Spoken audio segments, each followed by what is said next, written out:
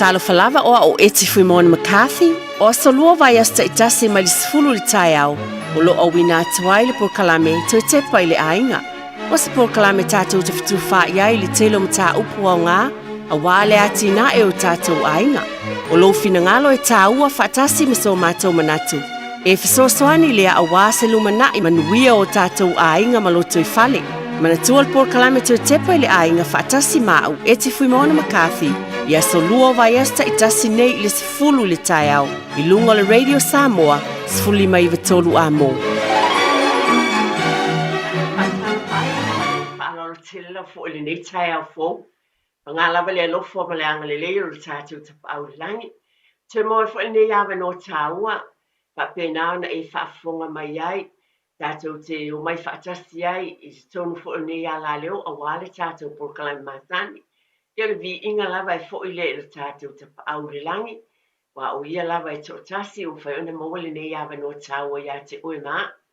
Lengan whaalor tele lava ia o te wholofo whaafero I toi pa ia mawalunga o le tātou o tinu I o tūlanga whaalupi Samoa e pa ia o le au whainga luenga a le atua I so uswhatwhai tālanga tō vine o lo whapena o na ngā lurue ai a wā lava le tautuaina o le tala lele e Yesu Kiriso malana whaoratanga. Whaftai tele lava I le nea lofa o le atua I o tātou a inga lava Pia lava e mafuta mai ai le ngata I Aotearoa nei. Tātou o tinu pele o Samoa pena o te ea tātou whaasalaunga. E mis foi tūlanga whaneo na pōng whaeo na mafuta mai e tinu e mao lau. Pia lava o e silasila ma mai mō mai ai. O te o wholofan whaafelo e atu le suafa mai na malo o Yesu Kiriso. Whaafelo e foi I o tātou tua a sina. Whaatei tele lava ia te o tau mātua.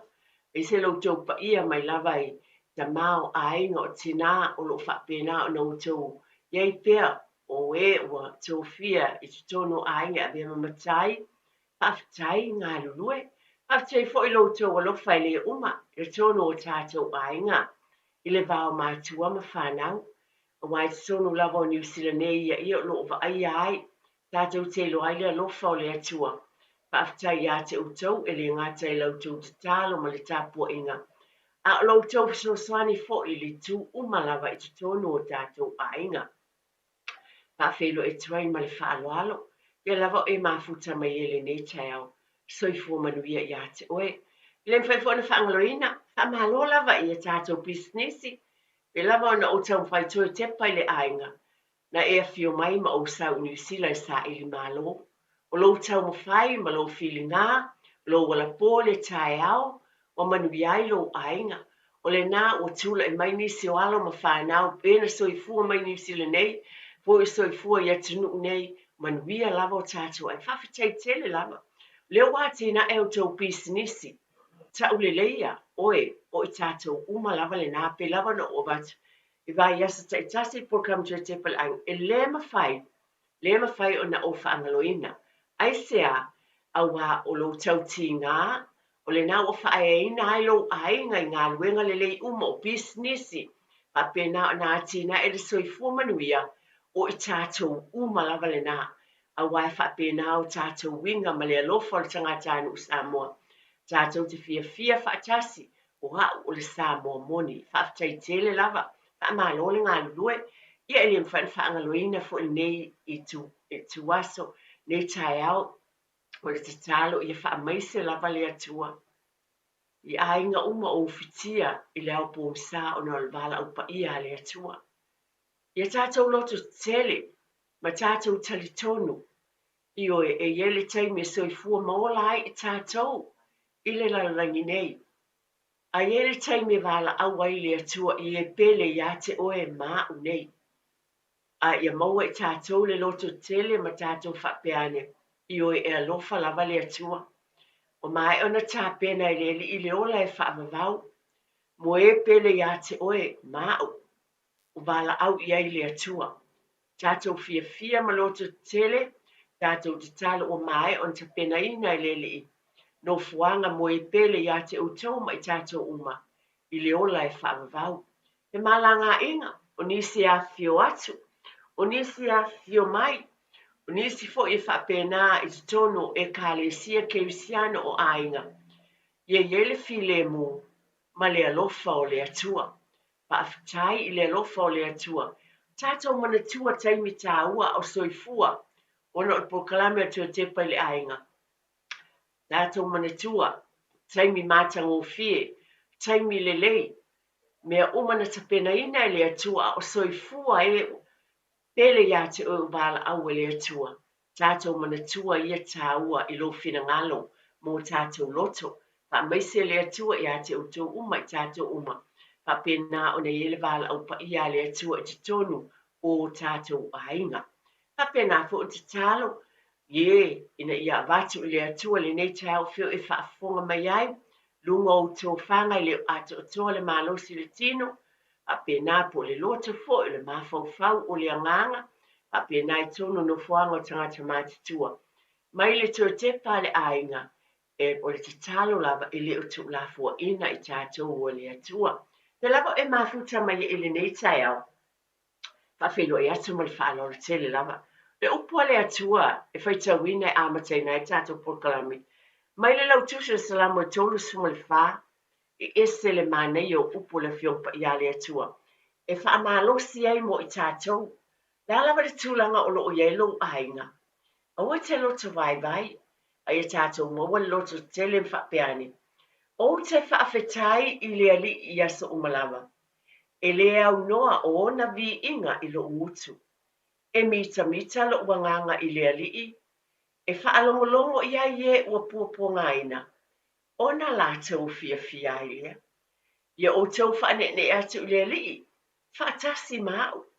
Ma ia tātou vivi whaatasi I lona swaf. Pai maina o sa ili atu I le alii. Ona tali mai eile o ia ia tau. Mana lawe ina au ai mea na o whiwhiai. Ina tofo ia o tau. Ma ia o tau I loa, e le lei le alii.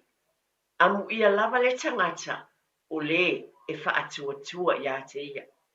E o nge mea le ona ta anoa, ma la tau fia ai. Ai le ai se mea le lei, e mativa ai I la tau, o e sa ili I le alii. Amanuia mai le atua e whaitau ino la na fionga pa ia. Ma ia whaalau tele e lo na nganga pa ia, ma lo na whina ngalo ia te oe mai tātou uma.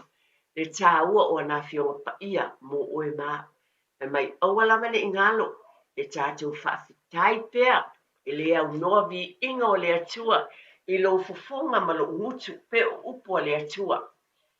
Tātou fiafia pe o na o tā ua, le ale tūlanga o iailo aina, so longa le lei, po ani whainga tā mani whaafitau.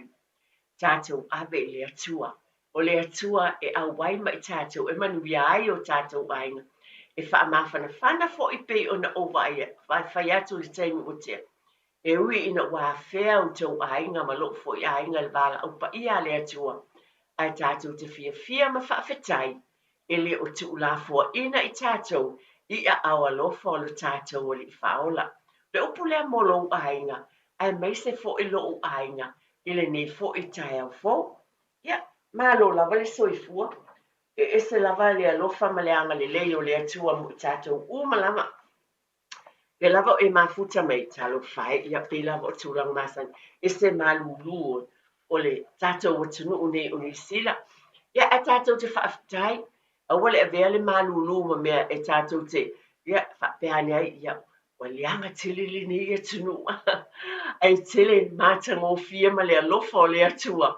O lo o whaalia I tātou ainga I te tono le tātou o tunu ne New Zealand. A le taimo le tau malulu o lea e tā pena fo I e tātou le whautau tai le lei. E a mai e le li ina ia manuia o tātou ainga I lo fale ma lo fo I fale. Pe lava o tau whai e pene I por kalame whangu. Ia mese o tātou por kalame uma mai te tono le nei ala leo. Ia o fautuanga mai fo I te tono tātou e kālesia. Tātou ainga lotu. Pa pena na fitu fa I mea le lei awa. E o fo I lea vaenga. E a mai e fo I fautuanga I tātou. E le fautau te le lei. Le va ingo le ainga, le va ingo le whanau, le va ingo I tātou umo. Nei mea umalava e awala ese mai. Ia le alofa o le atua mo I tātou. Nei tai au pe ona uwhai atu o le malulu. E whaaftei tele lava tamamtina. ya matua ma aingo uncles ma aunties pa ftai pe lava no va tu tai o fa pene ya ma lo lava le usu pe lava le me fa ona tuina fa fetai le ono sai ma le fa pale na fo na e usu le nei tai au e ave si o atali si o wa fini ese uma ainga le winga le fa mtalanga ele tu sa uma ainga yai ainga o to le stage o ave tamaiti o le university o isi ainga ave tamaiti o le kolisi tamaiti foi bo le tulanga lua ia ma tamaiti foi le ave la unga amata ele fo lo fa fonga i nei tala o te avatu ai ona o le proklame to te pai le ainga ele ma fa ye ona o tu wina e fa fangu pe fa manatu pe ai sea to lo lava awa ese le vai aso la utea na ese le vai aso la utea le fo tato savalia nei vai aso fo e fo lava aso uma ile o langa o tato ye nei o le fo ila e te tau e fo na matala ele te tusa me o me moni lava ai va ai fa pelena le ai e ese men te tupu le tu la sfultasi le vai aso le o te nei le so lua e ese men te tupu le so sa o tuana yatu e ese uma lava mea i aso uma te tasi tu tono o tātou ainga mo tātou o langa. Ai whaafitai, o le nā fo ina e usu le nei tai au, ave si o watali o si o wafine, le lava na o wata pe whaatala sua ma tātou tali ea, le whai atu ave si au whai a onga, ave si au leo leo, ave lau kamuta, ave le pisinisi tama, e whai le pisinisi mua bau. Ia, e te whaafitai ai, awa na o mata le por kalame le ale 7 le fiafi le fitu le fiafi TV one pa ali mai le tama teachers full ma le fata usanga se full fata usanga le tama titi awa faila na pisinisi mo vau ioi e te ofo o le atamai ma le ilo o le wala na ia na pisinisi le wanga lue wa ia te una o pape ese lava awala ali ali ai pe ona o avatu ne manatu se o le moa vau ai le ai o le ola fo i lea e maua ai lana tupe poto e o atau ne o le tamale o le lufulu tasi ua wa ye se vaenga o so o le business atau nana si le ye nisi o tau e le televise tasi le vai aso tona nei proclame le sau le fitu o nana fa sa o proclame le tamai teachers full fata usanga au faila na business mo vau ona tātou i loa lea, e ese wala a wina a lea tua, mō tō walo mā tātou whanau. Ai tō tepa i le ainga whaafitai whamalo, na e usifo i nei tai au ia lea tua pe lawa le whamanatu, au walawa ne ingalo, whai le lotu whaafitai pe on matu a le lawa le taimi, na usifo le pese ia, wawe le breakfast, whai le lunch ma na ia le tamatiti ave, i le fōlau whaafonga, ai ona o le proklame to tepa i le ainga i le manuia i le tino loto mafaufau ma le agaga o mea ia so uma lava e fou aso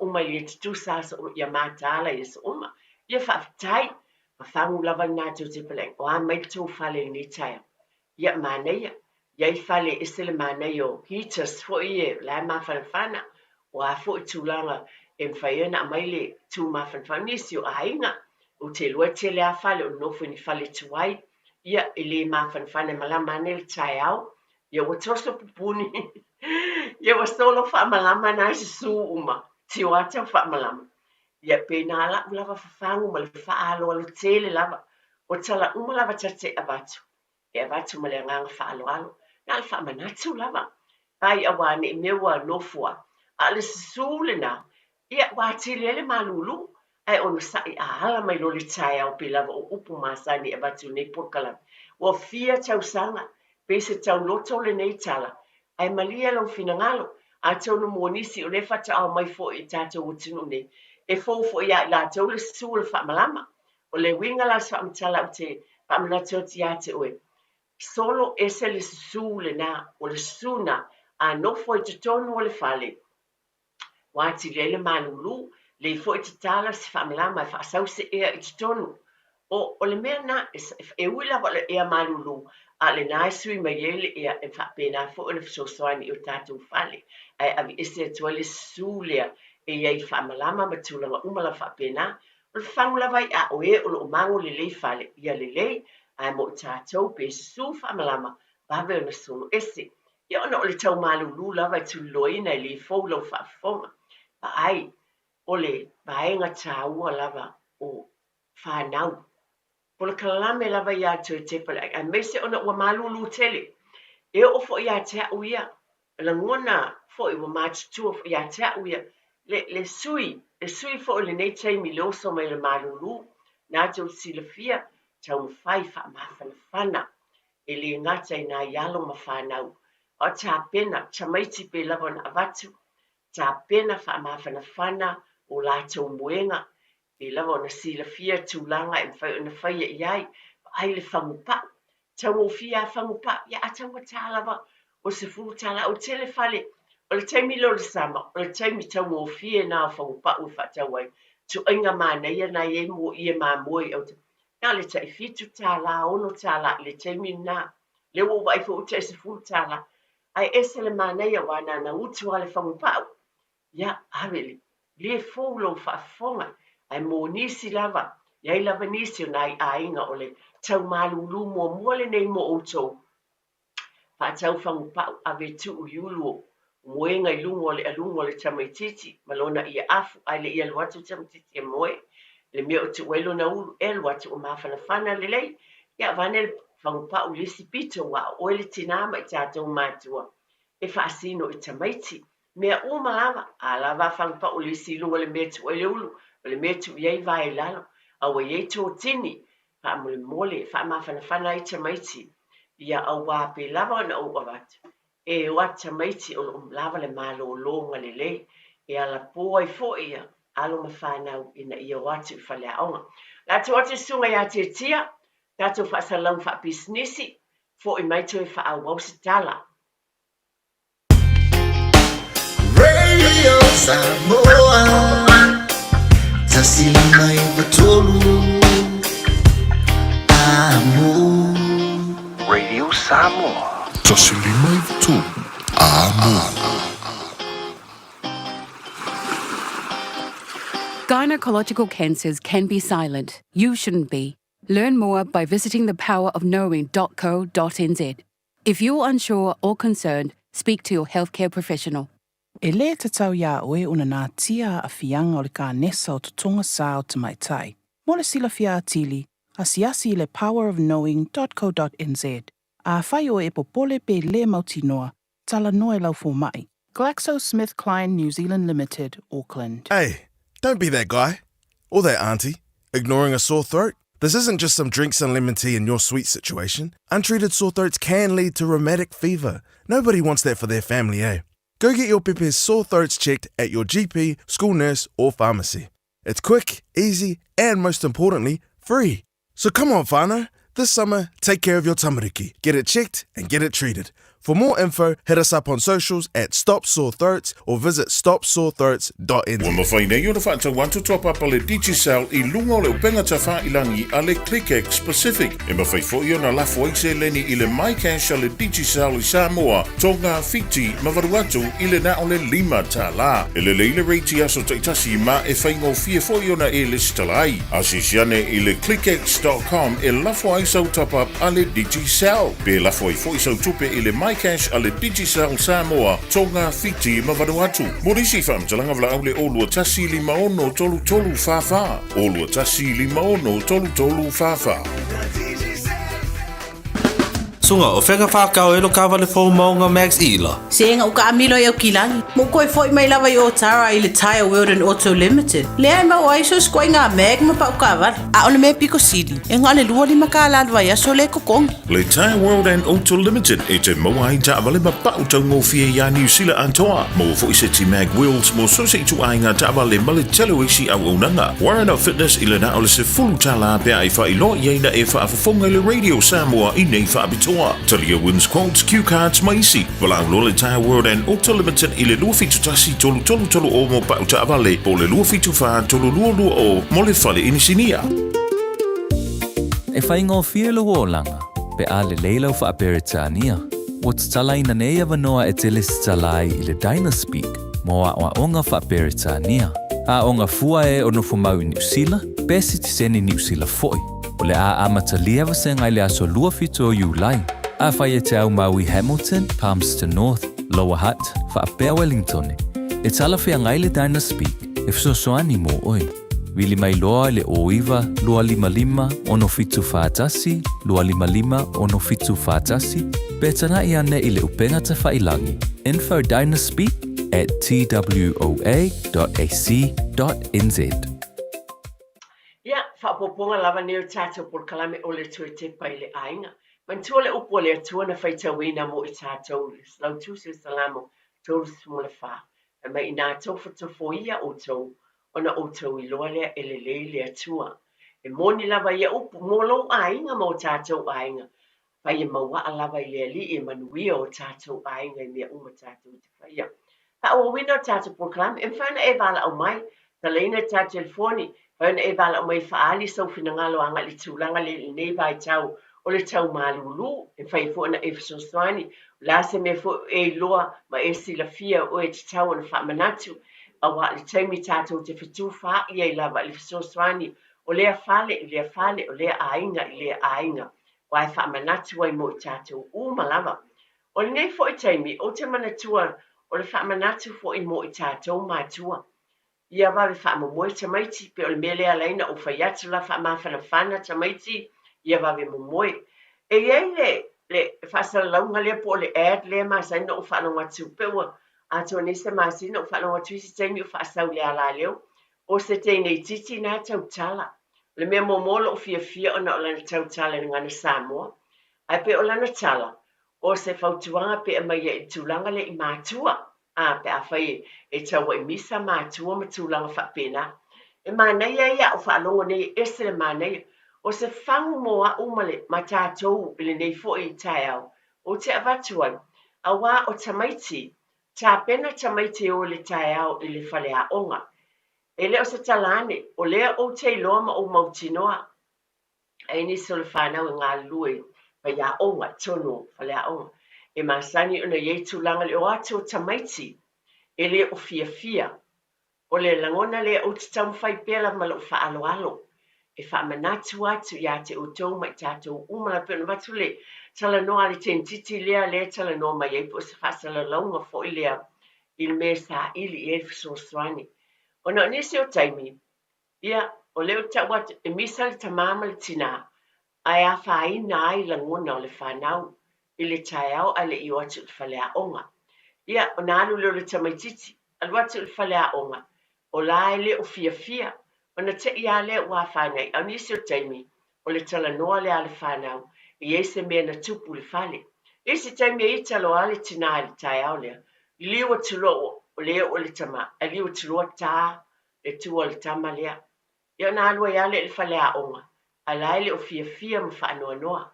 Le winga le tala, I ese le tā ua o le taimi o tā pena tamaiti, I le usu atu I le whale a onga, e te tau lava na mātaala ma le whaalolo tele, pe lava na amatele o taimi, e le whaatonuina, ai ona o le polkalame a tō te pai le ainga. O upu māsani e whaiso, ai e ese tā ua, o le nai a te oe, le manuia o alo ma whanau, o upu tātou te tautalai le taia o winga I te tonu o whale, o no sai a whailawa I ese mea ewa I ese fo whale e tonu ai le tama po le teine, o no sai, I siau whanau, e ave ia maua le loto Fiafia, a o alwatu le whale a onga, ia siau watali I po siau wafine o siau tama. Awa, tali tonu mai, e matua moni mwha maoni e ne tala e whai atu. Moni mawina e whai a onga. Watu tamaititi I le whale a onga, e nofo le tau tala pelu e mulimuli ane I tua atu, o winga ia whaali mai, na iele mea na whaale e tonu atu I te tonu, I le o tua ia mātua uma, po whapea le ai na se whawhangu. Ma ai, le tae au whawhangu, le ala le tau ane wai whaamamoe, wa tātou te whita fo I pe atua I whiala tamaiti lunga. Ai se a, e alai ona, moe umi, o I tātou fo I, Ia fo le whautau te le taimi whaamomoe ai ma awala uma. Mai lava I tamaiti la iti, e o le aonga a mata se I o lava I e, le o I tai whea kolisi o le universite po whea te tau lava. Awa e whawanga tue lau tama po lau tene le ave, e ave o po le trainer al universite, ai le alama iwa e ita fo. Ai pe whapena lava I tau no tātou ai ngai ese uma lava. Ai na ale whawhangu lava, mana tua, ia maua le fiafia, o le loto le tamaititi ai le ialu le whale a onga. E te tau lava o I lava e a mata atu ai. Ia te au lava ia o te taritonu, a tonu e sila fia ma taritonu, o tātou lava e a mata atu ai te tonu o a inga. Pai so lava le tala le nei le fōu lau tau whaafonga, tulou lava, mana tua lava o tātou o mātua o whaia onga mua. A mata e pele upule masaina o watu tai au isi temu, a o le tama ma le tene ia matau le atua le amatanga le o le potu, muli alu le a onga asasa, muli alu le whale a onga, ai o tātou lava.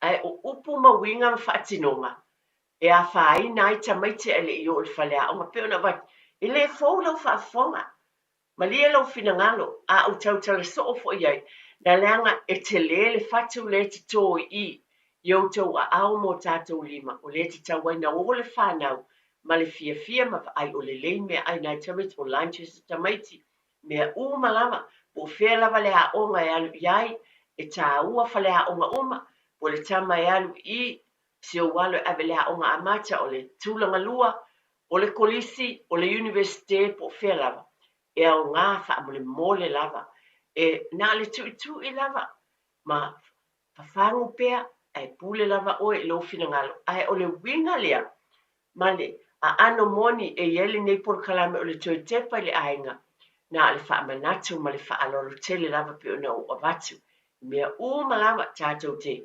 avatu le atua e fsosani nia maua manatu le lei ina ia mwhaie o na o ina le whanau ma tāpena ina I lātou ai le I o atu tonu o whale a onga ina I mwhaivo I whaatino ngā luenga a whaia onga ia I te tono whalea onga I le mea e mawhai o na lātou whaia.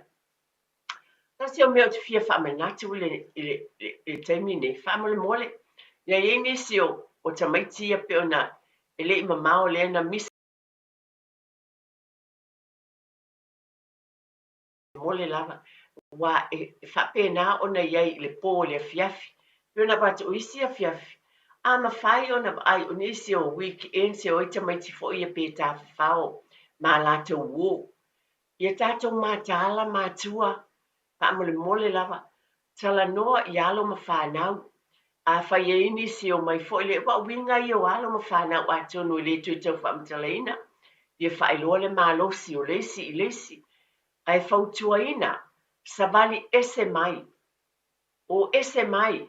Pe whaise awala. Ai ei fo isi se o lātou wō whaalongo atu. O la e fia misa lava. Tau ma whai se au tama e whaalelei. Ina I mwhau tai ese mai. Nesi wō lea mo se. Involve ai po le a whaina I te tono tau e misangai. I te tono I o whaatali ngā pasi. E ona wat e tamaitia na o to whala tau no le tifanga. E mai whaatali pasi le sa whai e fusu anga.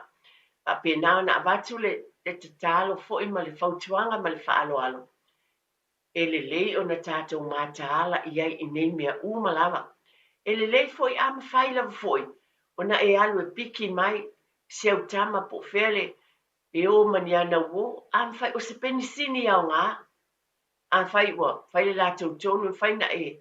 Tulo wa fai na e, avati elfiso soani pe ma fai na. Pea fai lava. O le tina, ma le tama. E tātou te mātāla uma I e tula mo le saunga le mu. A o ai le whanau pe o I tai po whele pasi e o I e pue. E o I tai le siti ti whanga. Po I mai. Ia, a fai po le pasi o mai ai. Tau nuu mai, ia e latu o e piki mai. O alawa tūlanga whapena. Ai pe o mea ia o le avatu le tua te pai le ainga. Ona o mea e le tutupu le tātou o tunu le nei. A tonu e le o tutupu I lo pitunu a le tutupu isi pitunu.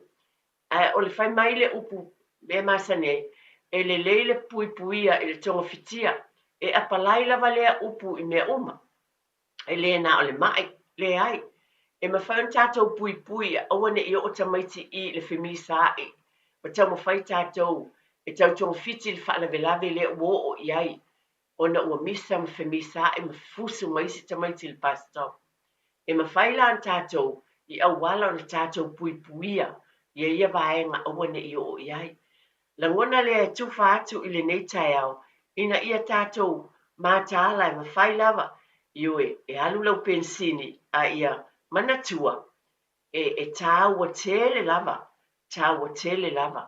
ia i tātou na tau longo pēr ma watu whana. Whaina e vili mai, talaina le telefoni, e te sosoani mai, o la lava se me te manatua e oe, pe ona o tau mawhai ai, leo langa lava o whanau ma tono tātou ainga. E tāua ia o lau saunoanga, e te sosoani mai, o la se me te loa tupu, e mawhai o na sosoani, e whaalawa i tele atili i nai manatu malangona. E mawhai ona o tala noi nei mea, e le umi, ai alo o te manatu foi, e tāua foi le amai o sautou finangalo, o saunoanga ia te utou. I nei foi taimi o le te o tua i talaina le telefoni, e whaina e wala o mai ai, tina mai le sunga ia te tia. Le si vaenga o te lo o taimi o ta'alonga, te loa lava i ta'alonga e o atu i ai whanau, e le fau foi le nei mea, o e whaafonga foi sa au tala noa mo moatu ai. Ona e iai foi mātua, tamai o le ngangana foi lea, pa mole lava ma le whaalolo tele lava. Tonu oni soani ma le whaalolo ia i tātou uma lava. Aoni o onga tāu o wā, a whai tātou te whaia foi ia whata i ta inga. E muri e foi o tātou o tō walo ma lau foi whanau. Mana tua, e pele uma o tō walo ma tātou whanau ia i tātou. Tātou te mana o foi ia malo umale au lai ta aloai se au tama. Ai maua le ono sai ma le whapale pale ia i tātou. Pe a tātou watu i tālonga. Tō te pai le ainga le vāo mātua ma whanau. Ta mole mātua. Ia vea i tātou o ni whata i ta inga le lei. Ioe, a tau no le lai alu se o watali, o se au tama. La le tālonga po le basketball, po le lakapia le o te lo. O ta'alonga i o lakapi le tutupu ai mea ia. Ai po le basketball, netball, po la le ta'alonga le te alu tapu ai. Ma le whaalolo tele tō te pai le ainga, i winga tātou te whaalia, ma le ngangana tātou te whaongaina. A wā ua taua i misa ai fo i o tātou tangata, po le mea moni lava lea, e tau wala au te tonu i ngangana i nisi o taimi o lo whatinoina ta'alonga. Nisi fo i o taimi, e a ia atu i e tā alo. Wa o wala fo te mata, wa o whaalonga fo iai, i e nisi lai, wa pa ule polo ia ai po wales, wa whaale tonu le au iai malanga tama. Ia lau pe wa o te ngia e sia te tama. Lau wa alanga ana i o le tama la, wa lau le vale o se tama la. O se pes whate, o sia te tama te alofa iai. Pe le winga le o le tala, i e tātou mātāla, ma le whaalolo tele lava, o i foi o ni whata i ta inga le lei i au tau walo mā tātou whanau. Mai se o le ngangana o lo tātou whaongaina, wa o lo whaafafonga fo istangata. I le ai lava se tina, po se matua le mana o e mālo le au o se amtama. Ma sia o whanau mo tau walo. Ai tātou te loa fo i le whaau tau tele lei, i le vā whea lo ai, ina ia maua le toa fi le mu. Maua le onu sai ma le whapale pale. A e tā o e tulo, ia, ta i te i whaiata, i te inwhai le mula ta i te tala. A le o le nā fo i musu, tangata lena lua, pe a whai awa e i te tele, pa pe nā fo i a te aui. A o mea ia le o te whaalongo i ai, le fo te vai o le te tupu. I ta alonga ia, me so ta alonga ia, alo ma whanau. Le o atu i ai tātou e mata ai, i vai aso, ta i tasi whai ungo vai aso. A mole ia maua le onu sai. Tātou ma ia o a o fo i le whanau. Pea lava le mea ia i le ngata i tonu o le whale a onga, o lungo le malai ta alo. Pea ia maua le onu sai. E mana uma e manu malo, a ia lātou lua fo i nisi o vaenga tāu o le lātou sui fo ta alo. I nai tama manai ten ta alo. O le lua fo i le whautauta ma le whapale pale ma le onu sai. A whanongo mai fo i po la se bala a watu o seisi, awane i amana i aina, wa anisi o le wala awa le stangata lea. E a whaina ai le ta alo o sistema o whaalongo mai le wala au le tala whea ngai le whaia ti a te ia. O nā whaina ia leo o lona mawhauwhau. Ia ma le concentrate ai, pe tu ua tu uma lona mawhauwhau lana ta alonga. O lea na o leo whaalongo mai se leo o alwan. Pe o nei mea mo o bat, ona o tātou ainga. O lo ainga ma lo ainga, o tātou uma lea e oe. Mata i ta alonga au tau walo ma lau whanau. E tātou te langona uma le fia manu malo.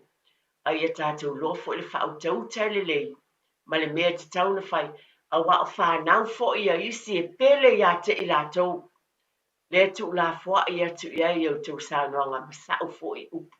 Le tau wai na mātai. E o fo i nai lau whali ma i lātou o lo whaia i ta along. Ta tia iai, ton nālan filifili tangata lai tonu malai. Ia, te lola. Ona ua lava lo na poto ma lo nāta mai. E whaafoi nai le ta alonga. Pe o nei mea uma. E a afia umai o tātou ainga. O le tau mwhai nei por kalam te te pale ainga. O le toi whaamanatu. Le tā ua o lo fina ngalo mō tātou langona. Po te tono whale, o te tonu o whale haonga, o lungo le malai ta alo, o te tono o tātou e kālesia o whea lava tātou te iai. E iai, ia i tātou e te tau o na iei le whautau te le lei, malangona le lei ia o ina ai le whanau, mai tātou fo, tu nou lava ma lo whaaloalo. Tātou e o fo ia tau nei tau talatu, ia o loa fo ia o la o mea te tau na whai, o le upo e tau talai, ma le winga e whaali, a wā o sangata o te Fiafia tele i ta alonga. E loa umai lo uahenga lo Fiafia i ta alonga, la ka pi kirikiti o mea o te Fiafia o te matamatai. Ai te tau fo ona o loa a whaia ina, ia o loa fo i le langona e tauna i a tau. E tā ua tele, ia i tātou o langona ma mea tau tātou whaari atu. Ina ia tātou loaile mea te tau o na whai. Lesi mea o te whamanatu, a o fo i le whanau. A whai e watu i mea e whemisa i nisi tamaiti. Tau ma whai, don't be involved. Aua le la te fua. To e pepea, a whai o se tau ma whai se winga le lei. E tā o fi mai ai, aua le pisa ma mewa. E le ai sa whaina. Aua ni e watu fo ia, e to e whaapopo atu i ai. Tau i misanga, to e watu ma le whanau pe. Mana o fo i maia e iai le au wahenga lea e fufusu pe o upo e whelafuai. Awa o nisi o taimi le whepa ia i lima. A upo e tautalai e whaali ai o whemisa inga i lungo o tala e whai. E se le tinga, alo ese mai ai o hao seo walo, seo watali ima seo tama. Awa e te whai fo se tala, don't be involved, a whai lava o lau wo te lo whai. La te ese mai. Aua e te a ia fua, paulau ngā luenga whai o le ave ese mai ma e fsosoani e ti ai. E umisi tala i le vaenga lea, ona o tau walo ma lau fo i whanau, whanau. O lau lava fo i lea, mea moni lea, o lau lava fo i lea whautuanga. E tu i ai, i whanau i nei vai tau. Wa ese e whaali mai fo i o la tau langona pat, mama, pat tina, pat, le ai se pat. Mole, e tātou te whaia pēr e ngā luenga o le whautua ma whasosoani o le nā ia te oe mā. Pēna o e se fo le māneia o nei o na pō ma tūlanga o awa noa tāua ma le lei o maua o te wala ma tātou whanau. A ia tātou mātāla o le ngangana e whao ngā ina ma ia avatu i le alofa o le whaamanatu o le alofa. Ia, manatua e ese le tāua o tātou tiute, vai ale ato toa fo le malosi o le whanau i tātou mātāla. Nei vai teimi o le malulu, i lawa na vatu, i li fōu, pa mawhana, pa ai tamaiti, ai ofo lātou jackets ma mea whapena. O te tala noa fo i tamaiti whaamole a mātua, i le umala whaamanatu pia. O le tele o tamaiti o le uteloa, they wag school le upulea e o ese onga. Na sau fo le mata avale mta mai le sia so ai tamita o tele o tamiti mata upitu ma ofu a onga. Whiwai i te tono le shopping mall le taimi o a onga.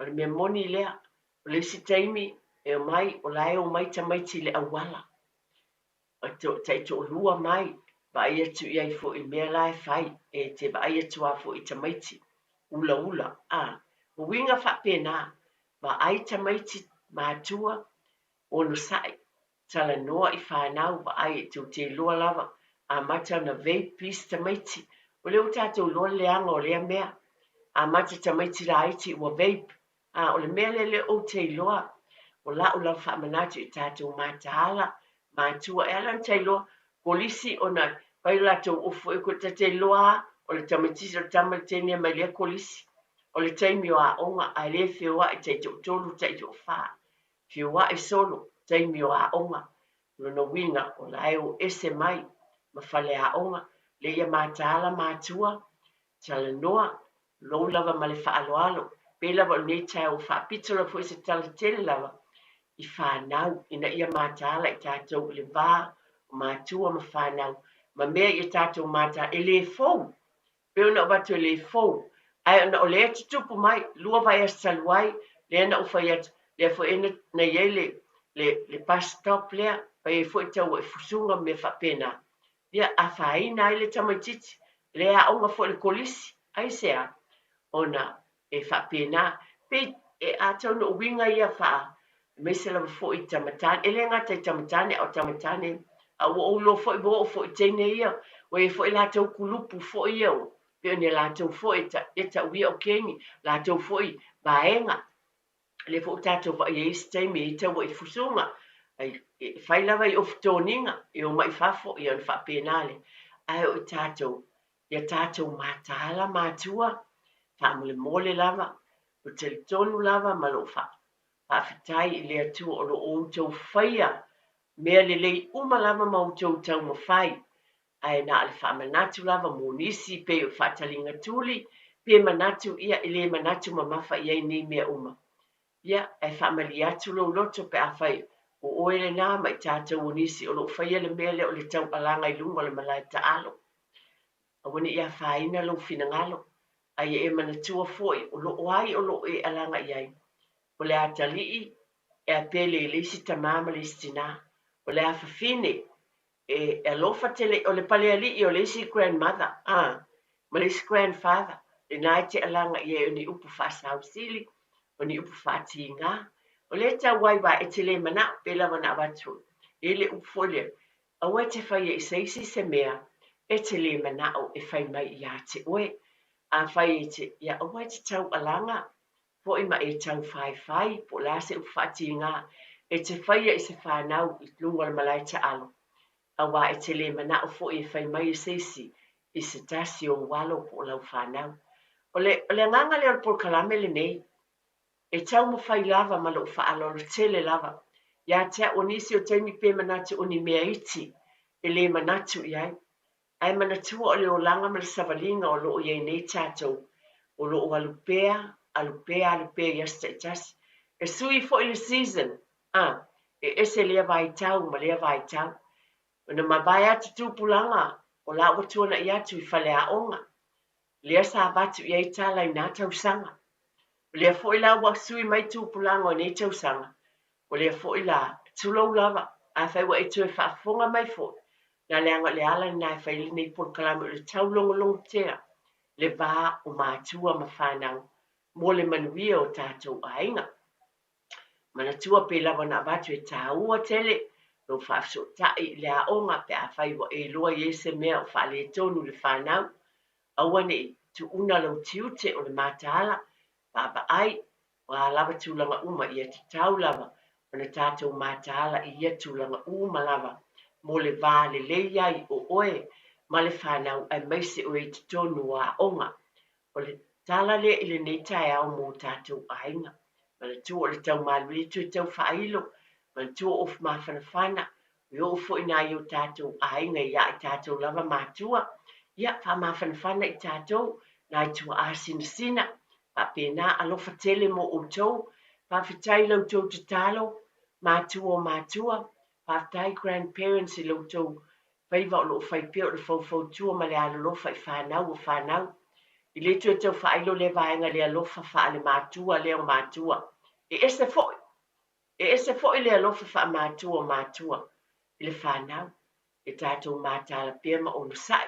Whamanatu, a walawa tātou whamanatu. Wa i tamaiti po ma whanawhana. E te whaati ngā loto i mātua wa. O isi teimi, a whaiat tātou tala i vaenga i e ona whanau. Ia ai pe whape mai, o leo te loa la. Wa whape na, wa ai po o a le tama po o whenga. O a, ia whamai, leo wale leitina, o lea, ia, ele leilea. Ia whamanatu atu, wa ai po o piki mai le tama le mela na alwi ai. Wa ta ita le ia ta te mana o ia le saunga le mu. Ai wha, tai tēne lava, grandparents, nai tua asina sina pio na watu le taimi utua na i le amatanga. I le ma whai una whaanga loina. Tai tēne lava o lautou te talo, e o whai mātua. Talo o lautou whaivo le tāpuai. Le ngata ia o ngā le whanau o ngā luenga. Tai tēle wha mālo, talo lava i ele file mu o le atua i te tonu o tau pā. Ia iei pele anga le leo tama, e alofa le tama, e le whatua au ia nā se a inga e tasi. E alofa lava le ali, ia i tātou uma lava, e sa ili lava le ali i mo i tātou teimi uma. Ia manatua le upo le nei aso, pe ona whaitawina, tāwaina la fulu mai, e vivi i tātou, a wai le leile atu afe mai, tātou tofu le leile ali, o le wingo lea upu e, tātou te fia le mea Somalia matango fia, ngana whaperitania, whape old taste, and know that the Lord is good. Tātou te whatofo i se mea aile le te fia iai, a lea whai mai le fiompa i a lea tua mo tātou ainga, ni vai asa, i nā tofo tofo ia o na utau i loa lea, e le lei lava lea tua. Lea tātou te whafta iai, nā se whamanatu ma le whaaloalo, o sui le tau, e tau fua na mātaala i tātou uma i tu uma lava le tino, loto mawhauwhau, ai sili le anganga, a wane i ngalo le whai ngā lotu, ka mo le mole lava a inga ma le whaaloalo. A wane i ngalo le atua po a lava mea uma tātou te whaia, ka mua le atua e tono tātou a inga, e iele file mua le li i tono tātou pa. Pero tala atu le ma le whaaloalo tele lava le nei aso, pa tai tele lava i whaamanuia lava le atua i o tau ainga, whaamanuia le atua au sunga tia a mese uma o tau ngā lulue le nei aso, whaatai i ena tautua le taimi o tuana i sunga le awao, ma le sunga le whaia onga le fionga le tausana. Whaatai tele lava i manuia le nei aso, ma le vai asa i le alofo o le atua, manatua, o le atua, o le tamaa ia o ainga o malava. Te alofa Samoa o Mr. Cowboy le nei. Whaafafonga ma mai mo mai pia i le Radio Samoa. Yeehaw!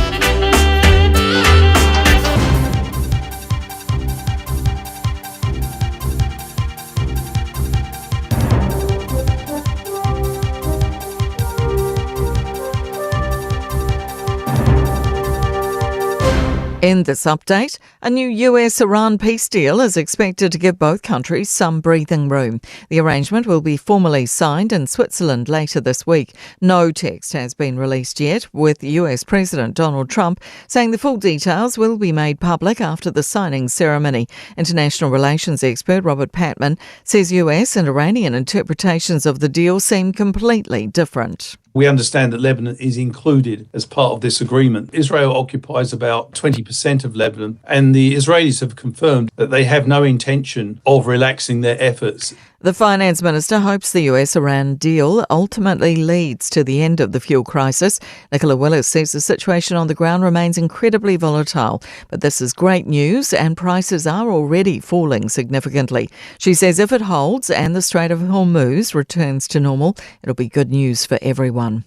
Labor's pushing back on claims the party faces an $18 billion funding gap, saying there's no evidence to support it. Finance spokesperson Nicola Willis says that Labor isn't detailing how it would fund major commitments, including restoring pay equity, which is estimated at $11 billion alone. Labor leader Chris Hipkins says Willis is jumping the gun. We're going through a process ourselves of developing our own policy, working out what we think that's going to cost, and we will release that information, including how we've arrived at the assumptions that we've made on costs when we release our pay equity policy. A 35-year-old Sydney woman has had her arm amputated after being attacked by a shark at Coogee Beach. Leah Stewart was swimming not far from shore when she was bitten multiple times by a large great white. Drones have since been flying over the beach, and the New South Wales government is looking at making patrols permanent. But Premier Chris Minns says they're not looking at culling shark numbers. The truth is that the great white shark is protected. It's protected as a result of Australia's treaty obligations at a national level. That's news. In sport, All Whites coach Darren Baisley is backing his players to rise to the World Cup occasion.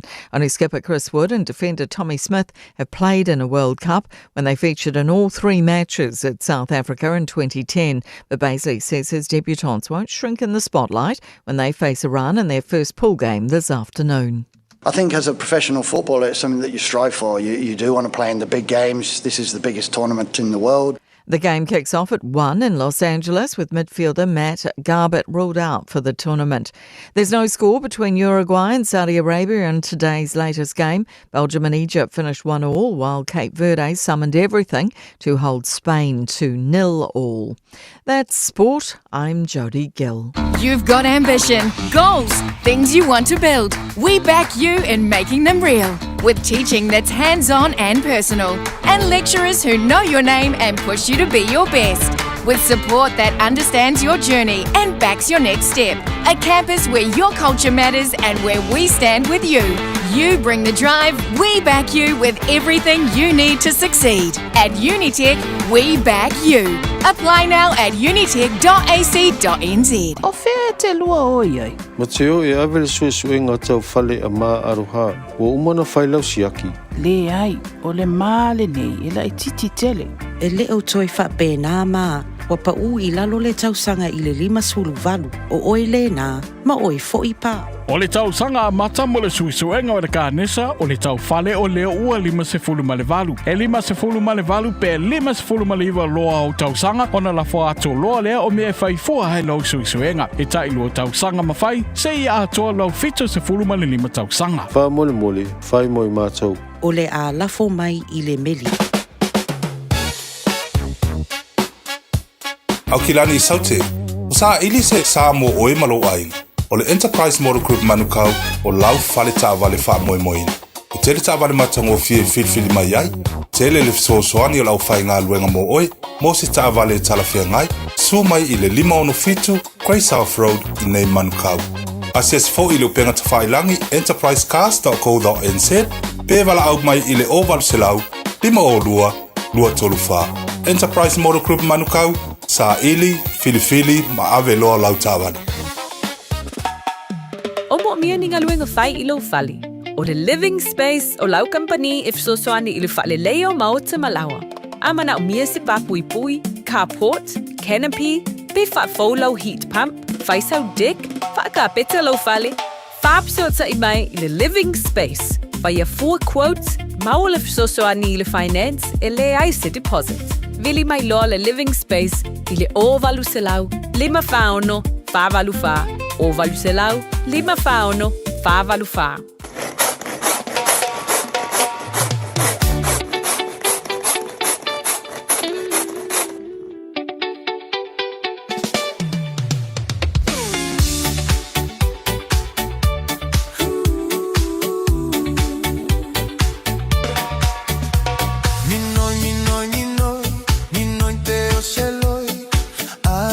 Siwa uanga oi oi, lo lo lo fa ape epe e ua loi loi, suiti sua malie pe yo se poi.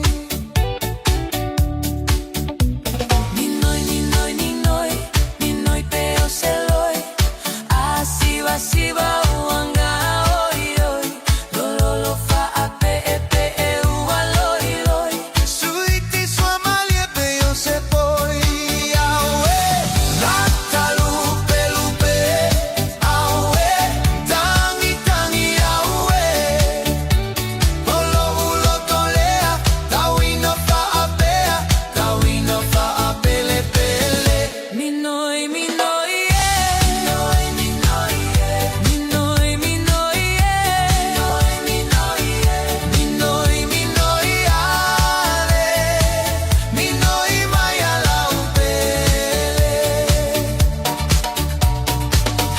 ha o te aluina uta I moto o tualo uo fisa e su e mai so ufa amalu mai nela so ia e te alu fala aue natalu pelupe aue tangi tangi aue olo olo tolea tauina fa apea tauina fa apele pele minoi minoi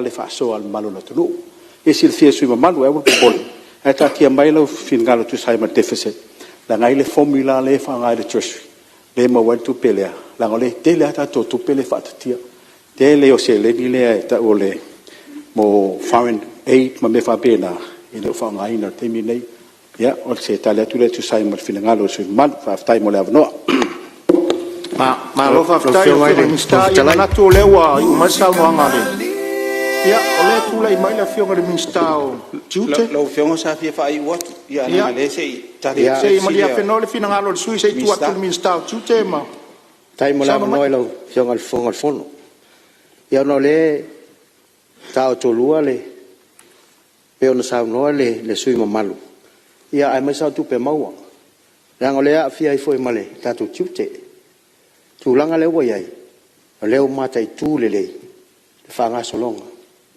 wai ol memonia tele tatu tu peto le mau ale wa fanga solo yele process molto e ta otolele na ye mau le tu pel tatu tu mal fa lap ma lo fa tai ma na ye sau no ma min sta ya fa mo sau no fa la talua la fa o matu le se la unga fo ye nei I tu malo po fia e o ye tele o tu pela ori tu ma war deficit se ilonga e alu lunga ma alu e pe ilunga e mai ro tala tu pe wa e se lu se la miliona le I ia no tonu lo le la sa o la utali ia mo le atu fa tele la ufionga le fon trai mo lo wa no ia Emmanuel lava ia fo o to tasi la ufionga la city o le titi la to le umanta to fale le no msa pe se fo nga tato ainga malo to yung sa se mo se mato avano ya ta to mai lo fina ngalo la ngai lo tono tala le tupel le umole official fono se ta to fa yo sta ulanga fatas ta to mal ta upuna fo fikalai mo official fono ya ai malo fa time mo sa nwanga ya la tua tu le avano se si sus fono e sa no a walta to tala fatta ur tupe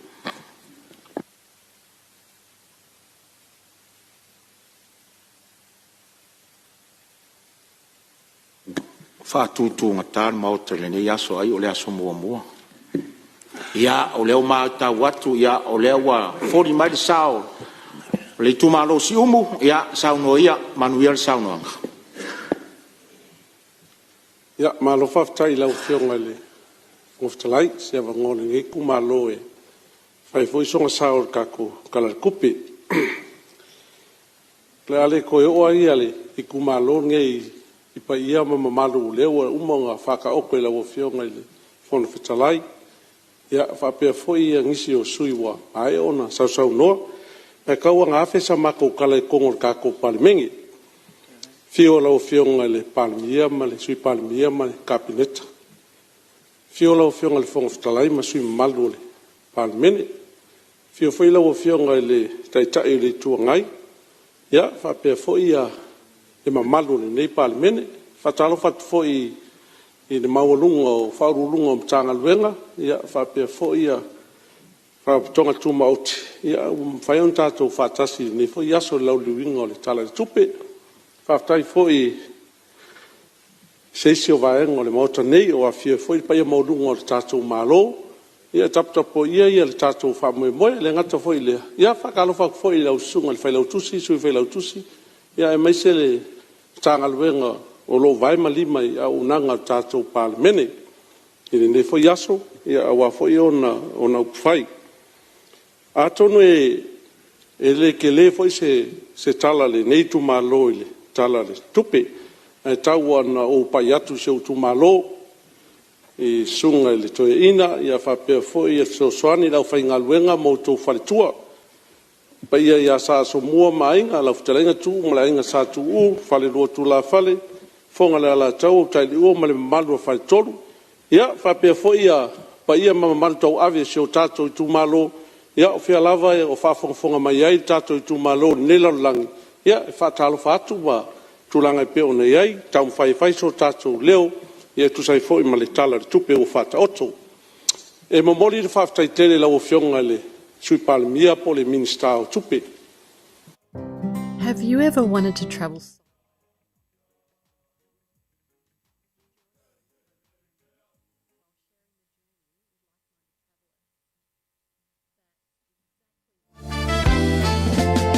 Tau sa ili se sa mo lo ainga. Po tau sa ili sa masini tutua pe le Hilux ma le Ford Ranger. O le au nanga ale car city e whaafai mo fie mea uma. E te alu malau ta avale, ua e malie atu atoa. Ta lia le titongi vai aso, lua vai aso, pe maasina foi. Tu atoa lo whaatu atuanga I le car city. Te tala fitu aso, tu atu si fitu tasi, East Tamaki Road, Papatoetoe. Telefoni lua fitu fitu, ono fitu lima fitu. Lua fitu fitu, ono fitu lima fitu. Hey, where you two off to? We're going to go drop off Nanny Aroha's bus screening test. Have you done yours? No, this Nana is too young. Not anymore, Nana. The age has just come down. That's you and Papa too. The starting age for the National Bowel Screening Program is now 58. When you turn 58 or 59, you'll be sent a free bowel screening kit every 2 years until you turn 75. Please do it for us. It will come in the mail. This is a huge reminder. Sorry, that was a bit much. This is your big reminder to do that little job of getting your winter immunisations, including flu, booked in now. They're available through bookmyvaccine.nz or your healthcare provider. Tanoa, tanoa, tanoa! Mawa el fapito al fale o fole tanoa. La el fanau, eta I los furutala. Of tino ali imatama, uata I los furutala. Limas ful paseneto ese beltaola e tinama tamaitai. Air, susuma ilo ile tasi lima iva one hanga mol one hanga. Pefa sota imai ile lua tasi fitu tolfafa ono. Tanoa, tanoa, tanoa! Le Shine Dental, lau fale fa inifo fa moina. La to te fa fofa tal no anga unifo. Ia so lulu tai tasi. Tele e wala me fa ona tutongi ai lau tong fitinga. A fio mai loa ile lima fitu fa Great South Road Manukau. Bevili mai le lua fitu ono ono fa fa. Lua fitu ono ono fa fa.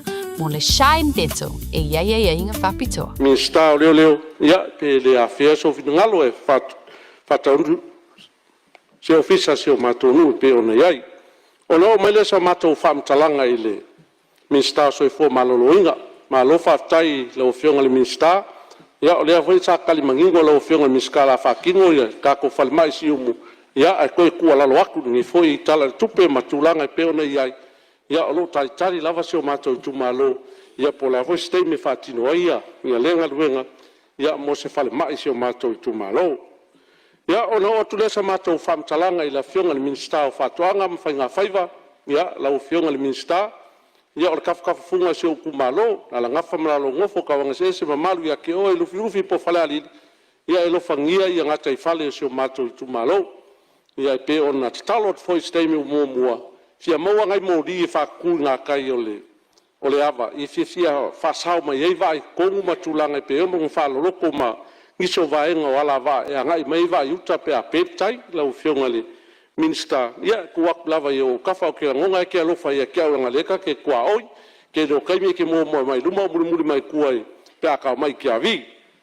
Ia o no tu lesa whamtalanga i le whafkai lava i nisi o sui ngala ngai ele awala le i tavi miska o ngaluenga te le tato malo whaftai le utou langolango mai kau le awala le whaeske leo kupel kako malo sa ngai ai ai peka i anu e leo le leo nga whakingo i ale le awala lea i mai si umu i seisi vaenga o si umu i tavi o le ngaka ele vaenga mua po le phase 1 o le awala e mai tau lava i keimi o le munga la ia kuloua le maukangi ia e usi le kāngo aku leo kon kalake la ia sainga hasua i runga ia le pefu le usi le kā lea makulanga pe o ngai ia le whafonga mai ka ko LTA po kala feunga ia tu maanga le koe whainga le kako wala e mangau mia langa la wala lea o lo uia koe foi kako malo i nisi o fufuanga ngai sae masifo i le kolosi aku leo ngatonu ia o leo mai kau foi o lela o foi le vanga longa lua le awala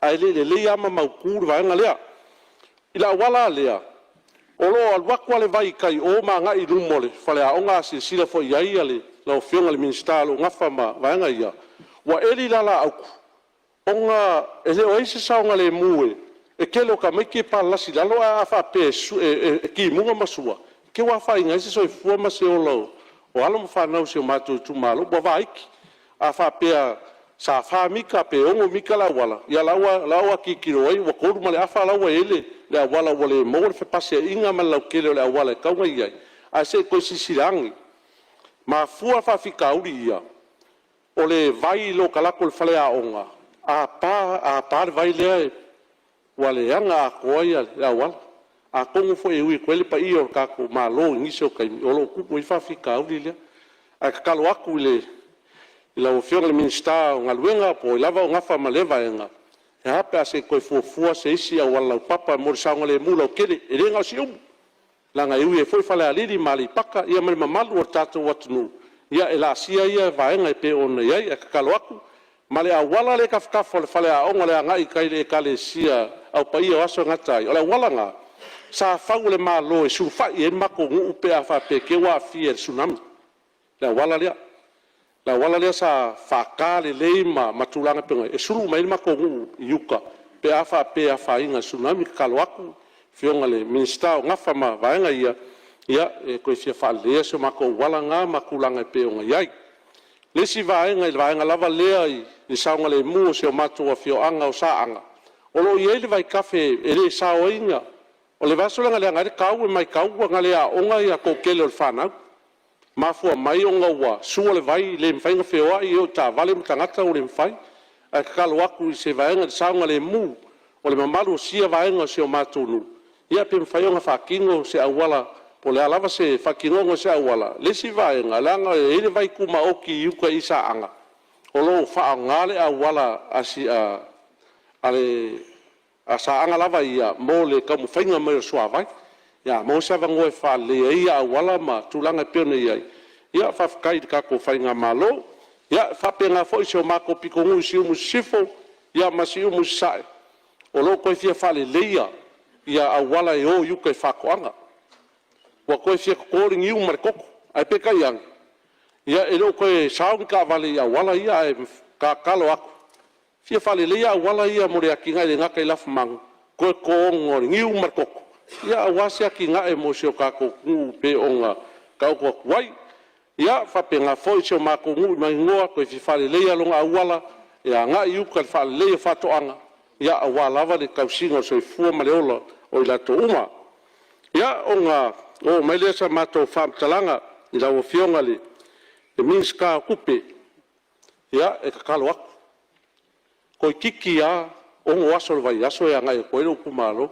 se fa mo ala usunga kofi la se kala mai ka ko family onga do se la wa fa lo lo le melikio le la la unga ni ai la me pori ai wa uma sa ngol par mia si umu wa yer ko kupe va family onga do se la ya lo se la wa ya ko a pe ka ko la fa so mai lava le maloia se kai mi le mo ka ko ya a fa fonga mai si o nguma makulanga pe ngai le lava o fa o me sa o ko fingalu yai makulanga pe ngai yai ya a wa fo ye ska ko kupe mai va ala nga mongi lava ya tu langa pe ngai yai la fa tu lava fa nga malo ya po fe lava ko ko ya o fa o ku se fingalu se ma ko ku malo ya nga fa pele se ma tu tala ia malia fenor su mo lo sa no ir fa la ve mer te malo sa no lo fiong deri panmia o le tupe o le taui mo si umu e taun fa mamla matu anga o le wasala la o le langi ato le mautala se o le maua fa ngal malo le lo pola me le tua yai o le o mana tali manino fa ururunga mtanga alwenga almalo fa pula turtulanga o le vai no tato tupelea o la utala noanga muri na batu irunga wale si fa sellau sa fata si umu lava le onsa o le tupelea e lo se tupe tantato fata mala i tupe me niusila e tatau na sa o le lei le vai ona ya o le fato a matal tato tala noanga i le tau i o le va alea ar sur miliona le wa mai o la matanga lea o le tau ye niusila mo tatau no mai tonu fainga malo na le 2 miliona na tu e batu ya auto falongo sa fata ale 2 miliona o mai lo fainga malo li liu martonu avatu umma le 0 miliona mo tu malo ye lo le la ye nei nga luenga le fenga i malte telefono komiti o le fa abasenga umma tu situpe tangata ia sao ila tou e alu i fa maniang ia le fa solo temi nei o mo foi na ave ele tu alalo alo lofa tu ya pur mta upu wa faitio tangata ile minuta to fatati a pe no foi atu a se serva va ngol tu pele ai le ele te fia mai ni sila se sitali motato la lo foi atu fa pe lo no lua wa mai le fautuanga ila to o lo nga fai fa ulungo tanga luenga malo o lo nga fa mal va ngol tu pele fa mua sa fata morse 4 miliona ona apalai fa pitoa la i o tupe foi e tau e masium ia awal fa polela o fiona ri fai pule o lo ia lava fetale no ai ngolo alu temiri nei mal mai la to o lo ngafa ma le val malo ni sila fa lu lungo tangal ben o lo fa solo i claim taitas ele tasi se claim o la me fa valla e tu vai o pe avese la fa solo tale noanga ile metal fe ngai tala fe ngai mo ai tala fe ngai mo tato tala fe ngai mo niusila le lava lai fa solo tanuanga fa vao malo ile temri nei ai tato wa ele manuolo se 4 miliona le la vatu yo e lava pele on sai lava fonga mai fa urungo la to o lo nafa male rufi no tato tu pele msala po tono lesi lua petolo va yaso e wa tana mo tu pe la to la wala le te sa no mai ai e tiavi sao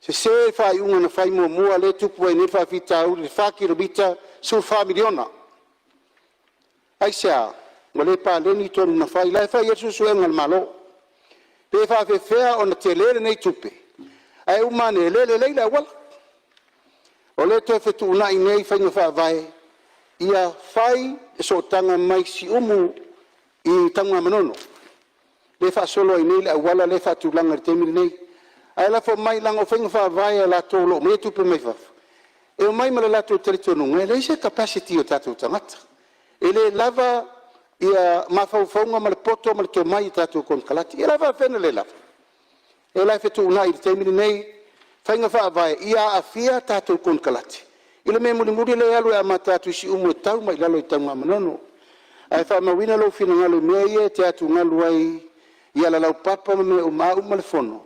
E nei saule te atu tere nui ma le puro le LTA fix tatu mena. Ia al soso ni atu rea ma le ngau whaalalo.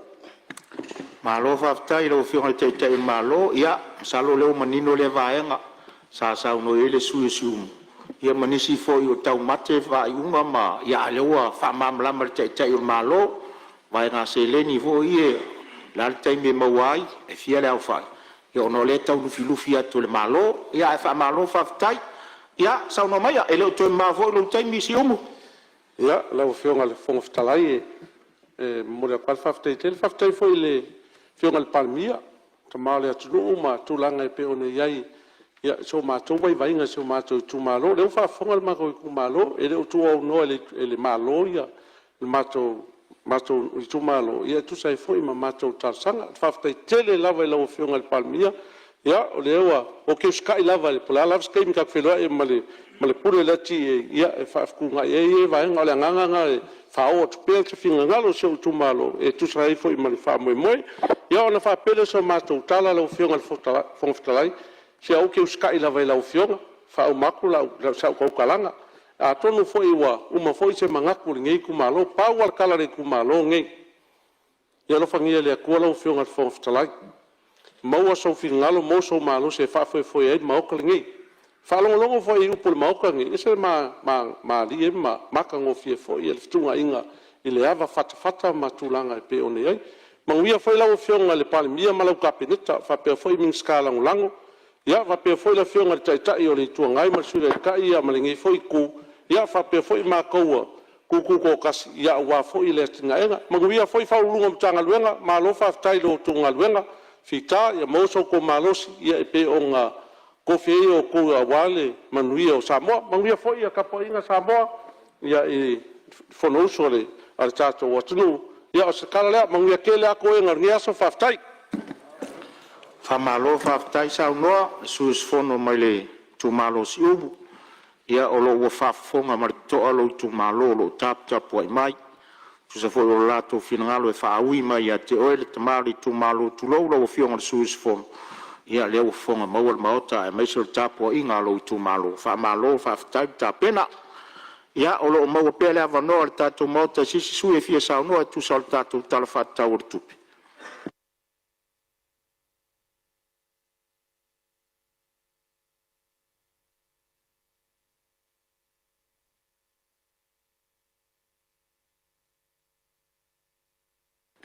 Leo le lei ato le tato system po le tato power.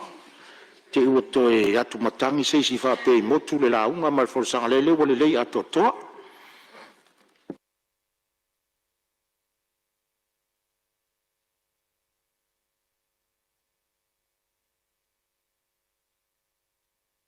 La fotu lei tuan maota pe eisi si o le. Lei tuan maota e fisa unga ma manua maua le taimi. E aru taimi a ele to mau se avano to ainga avano le lei fa pe nei fela fola fo ia fela fola fo inga tatu parliament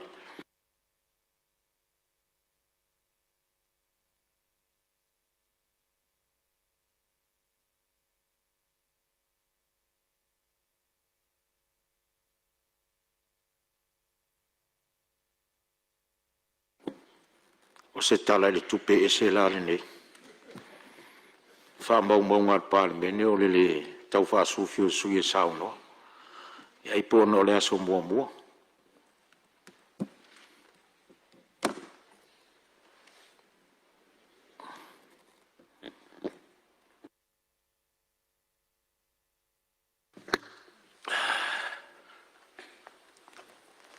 Ia pua whai ia o leo mata watu tu lai mai le fionga ile minsta lango ia o fate kongolosi ia ma fsota inga le nei vai tau ia le fionga sui mamalu mai sale nga sau no ia wa no mo ta mo lo fina ngalo fa ia tu sol tal fa tau tu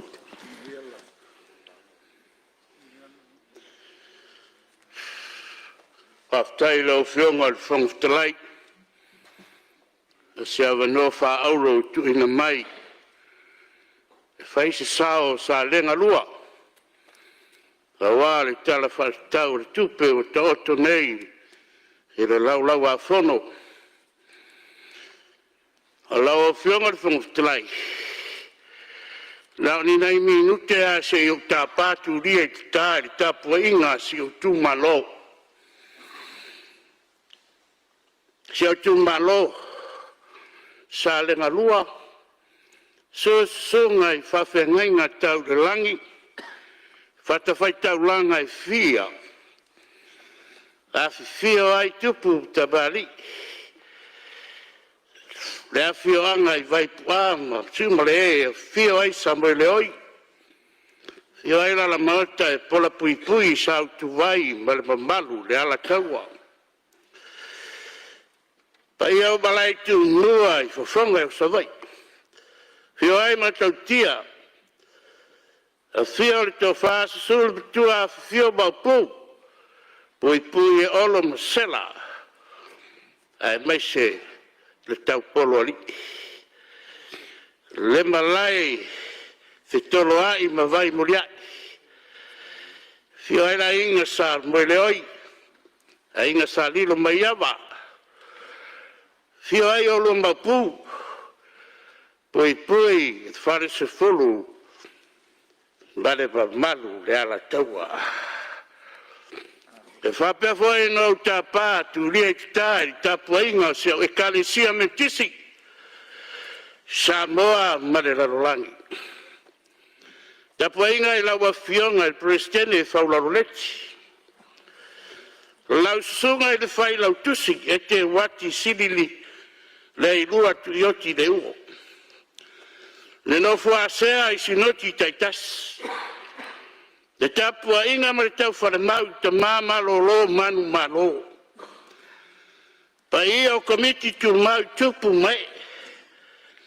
Male mamalu o le loa e kalesia. Tapua i mai a baruia. Se i whai se ngā ruenga le asi maro sanga. Se i walu se uli. Awa se tau tenga le mauta Samoa o lo tapo i mai. Ia mali e lau whaafunga upu o lo ngutu mama whauwhaunga o lo loto. Ia wai o e lava o le papa malena te tongi o la ina i mātou. O ia mātou o iai. O ia te oe upu o le ola. Awalawa ne ia te mātou i wai. A ia tui nātu li vi inga i laua fionga. Awa ne ia te mātou. Awalawa ne ia te mātou. Awa ne i tau le ngutu ma le upu. A ole a mio ma le whamaoni. Laua fionga le whangaftalai. O le tele o lau whamauanga. Wana o mō moonga msafi finga. E whao ngāi o minute. Ai o te whanau noa e whaasira sila atu. Lumau laua fionga le whangaftalai. Ai meisere o mauta whono. O te whailo atu ai lumau le nei mauta. Na paula valea o se fai pule wa ofi mai to tonu le pare mele. Ele ai se fai. Wa so o Samoa il tatu fa lau loa. O lo anya ni ai lo te fai. A olea wa o fale il mauta. Ua le ai se fai. O lo ingoa matai o le rua. O lo ingoa atai atoa o sangato ka rene. O so sene o lo fai. Na o fionga le whangaftalai. O le nā o fai lo atu. A o lo ino fusu wai lo ai le lalolangi. O tā lengi. E se fulo fusuanga. O le a whainga foi ngā tu yoti. O laua fionga. Tu atu i au tawha. O le a se teimi tate fusi ai lo fai. O sila mai ile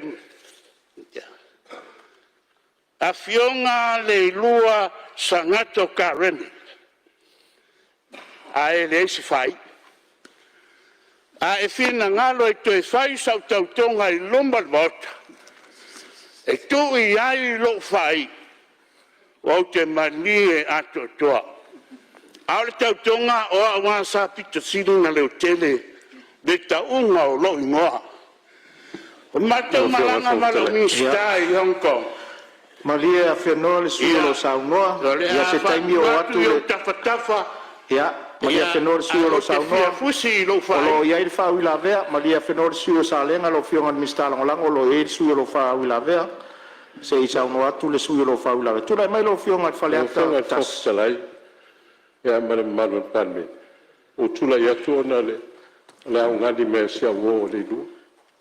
O le utis talo to ila o fionga le fungftalai. Mare manu palme. Pe me fai una fa ato fai wo. O sia wo le fionga le minstala lang. Ia pauna me o tula ia to ia lai mata ngo fia sa na ngale. Minstala lang tula ia to fa ato adele. Fai wo sia wo. Ia, malo whaftai. No fionga tupfia ia le. Sui fo fala tasi ia fautu atu fo ila o fionga de minsta. Ia lang ai lo fa ila velo ngo ngo fa lo tai. Ai o te fina ngalo. Kwa ke le lo fa kamala lo fai. Ai o te fina la tapena ilo official fo no fa mai atu langa ia anei fa lo tai. Lo tu la ia tu la fionga le tai malo. Ia ina nei mama fatele le sui mamalu le ta uo siona fai. Ale lava sa tatou fono mai isi fale uma i sa le lei lava me le tupu se fale ton. Ia lava le ona sa i o lau fionga. Se lo leu fa fonga atu le fionga le fele tu sir fono. Ia o sa langa le foto ai o mai tonu le mota. Au te lo le la fa popolo fa i upe uma le fono i le so. Le nganga le me fa lolo. Ia tu lai mai le sui e lau fionga le mistala ngolango e fa awaru sa unuanga. Nei fa o se si lo taimi tu so fa u la vea. Wa toa le Fiafia Mai manosi o le sui mamata. Ona tasi nea manosi anga le tangata soifua. E le aia se tangata te ia waola le lau e le ai se prohai. Lau e whionga le whangfitalai. Langona le whanga i tia ma le oli le loto. E whasanga e o matai maunga e o mai ai lo fisosoani. O lo fisosoani mai ai ova.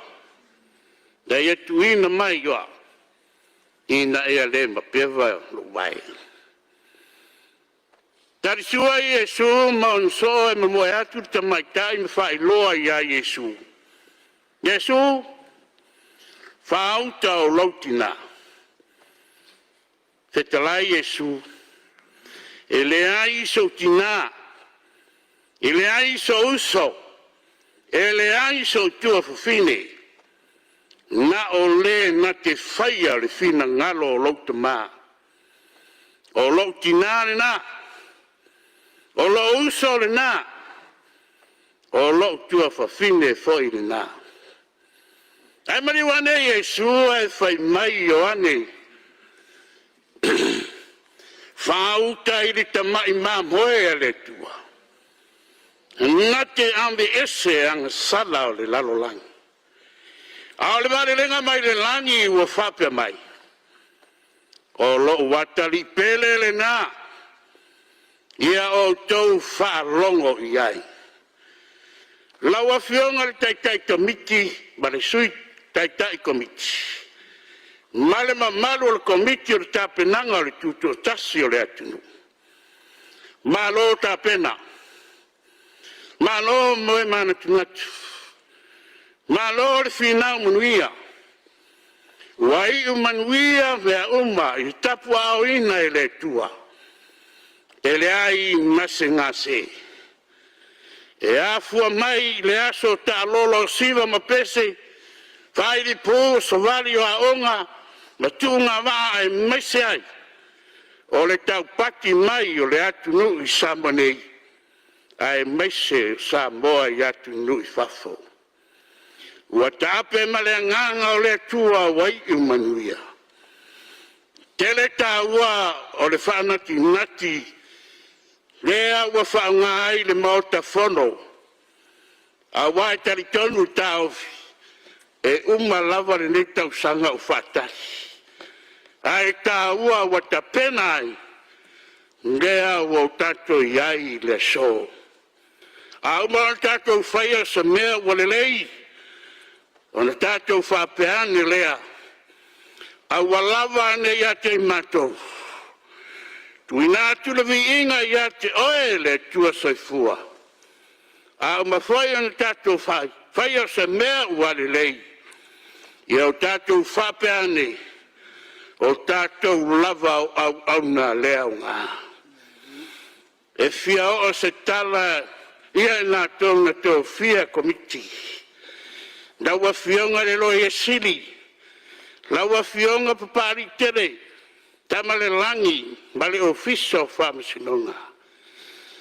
Le sitala o whamasinonga, la fionga lo au, whatanu sili le ofisa sili, o le betanga luenga o tinam tabaitai.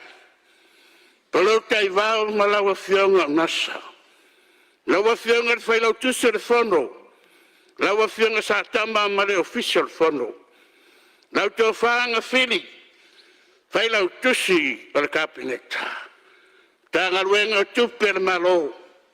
O tō wawhionga o komiti tō whia, ma le kapina ino o tātou tūtō tasi. Sa o mata ma nofo ma mai tau. Sa o tilo ma vai. Oka, e muringa ni au, ni oli au ni fori. O tupu o nuu mainga. A watu te isi lalo o tau mamalu. Mo o tau paia. Ai o tau whaia le whaiva o le au na matau tua. Ono lo tau walo lo whamoni a Samoa ma le malo. Malo tau tutoto. Malo tau tua matavela. Malo ngā rue. Malo le pale. Ia o tō wau whamanianga mai le tua. Laua fionga di whangaftrai. Ina nei whapito se langona. E le mawhai ono whatau vale, whatauanga vale, i matanga luenga le malo. Matanga luenga le soifua malo loina. Na matanga luenga o leo matinei mu. Matanga luenga o aonga. O fisa le tiute Pulenga le suavai, pulenga le tise, ofisa o waa mamulaiwa lele mawafu. Malo, leo tau wala awina. E tele fafita uli malutau faososo, a ole mafuta matoo i le tua. O ia itali o tatou maftianga. Ma tatou toa tinga. Ia o tau loto te tele, o lo i le atua loto taui. Ngā lulue maripuna wai, tuli i luma lo tātou ai. Mai alau fofonga fiafia ma ata. Ai so ia li wha uu tangata. Ia wha manuia le atua i lo o tau vaurauina. Le au na lele ia marifa maoni. Uru whare mai ai le fia o lowali. Afe mai sautala i laua fionga le whai lau tusi le whono. Laua fionga satama male mamalu o le ofiso le whono. I le wai whono a mata le paia inga. Seia o lava i na whawau whanutanga le mota. Eo mai nika eo. Tai mea malo longa le whono. I lo tau tua matavela. I tai o Samoa e alai i le mau te whonu. E whapena foi, ona o mai tau taimi o whontanga whātomiti. O le tai ao, o le au auri. Ina ia maua pele malosi. E uia ina le maua ni alongi o le tomiti. Ia e lea whaina lea. Whai mai li tala le matou. Ave pasi.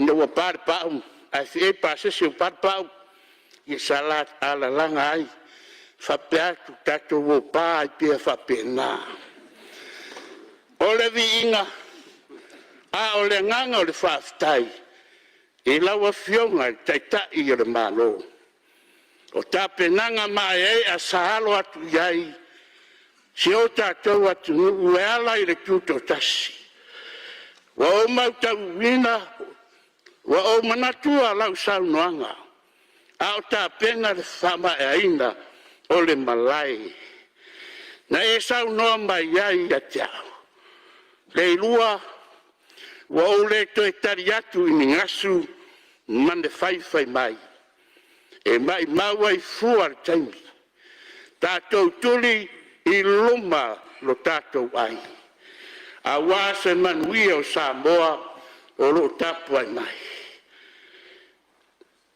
ia tatou tali ma le loto fileru laua fionga le tamā parimia whawhetai le tō wha le tua o moonga nā o mātou loto o langona foi ngā o Samoa.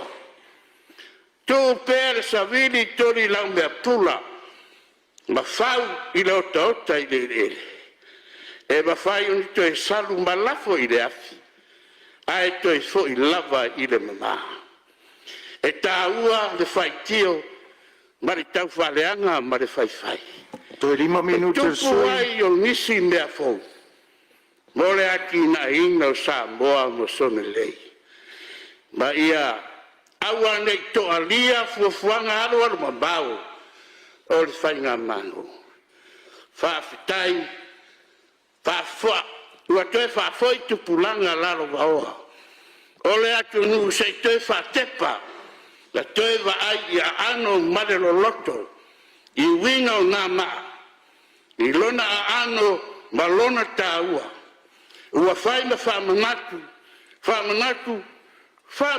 pēa, i tausanga umba, e ala i sisi na e le tanga vai. O le sa o le tonga, ua tatala noa tanga ona o le nofu polonga i pulenga sa wā, i isi atu nuku o le larolani. To e 2 minuti le suolo sa noa? Ia. Salo le afa i weu la uolo le tara tupe ui ana nau le loto. Fia sa afi mo le whamoi voe. Ia a la tau ma whai loa. Le whai se tala.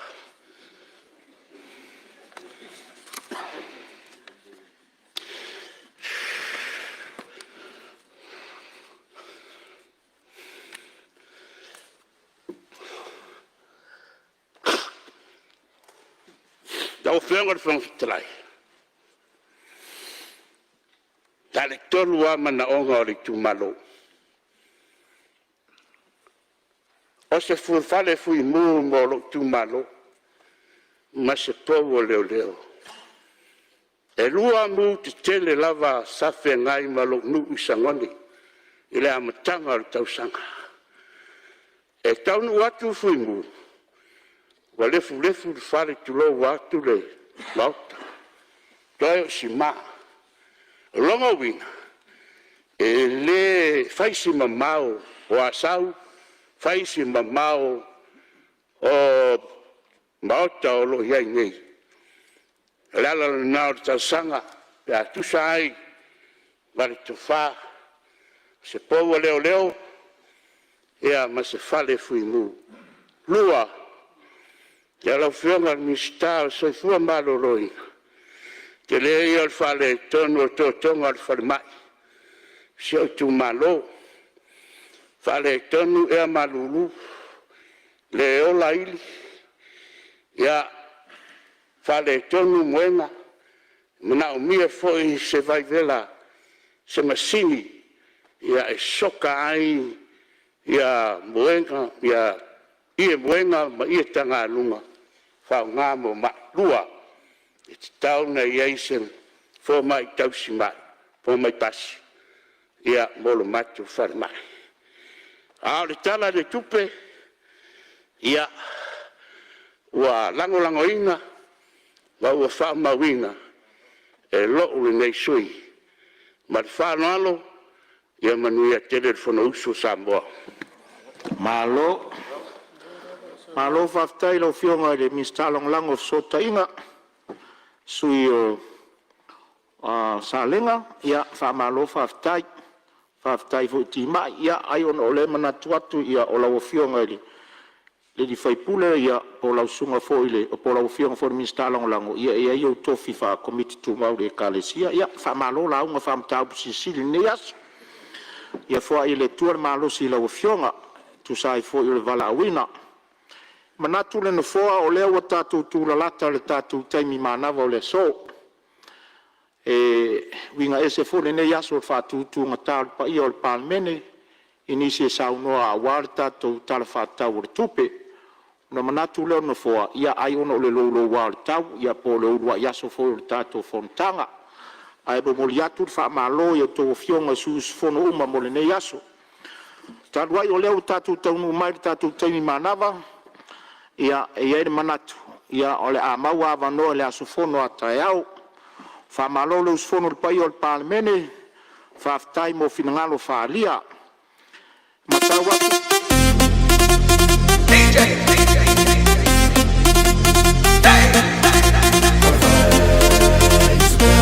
ia fa fonga le tatou wa tino tamo fai atu e avantu ia le tatou fono usu i tolo le tatou wa tino po tino le tatou palemene o le ua matal tātou whono usu pe ona iai ia i le tātou whare fou.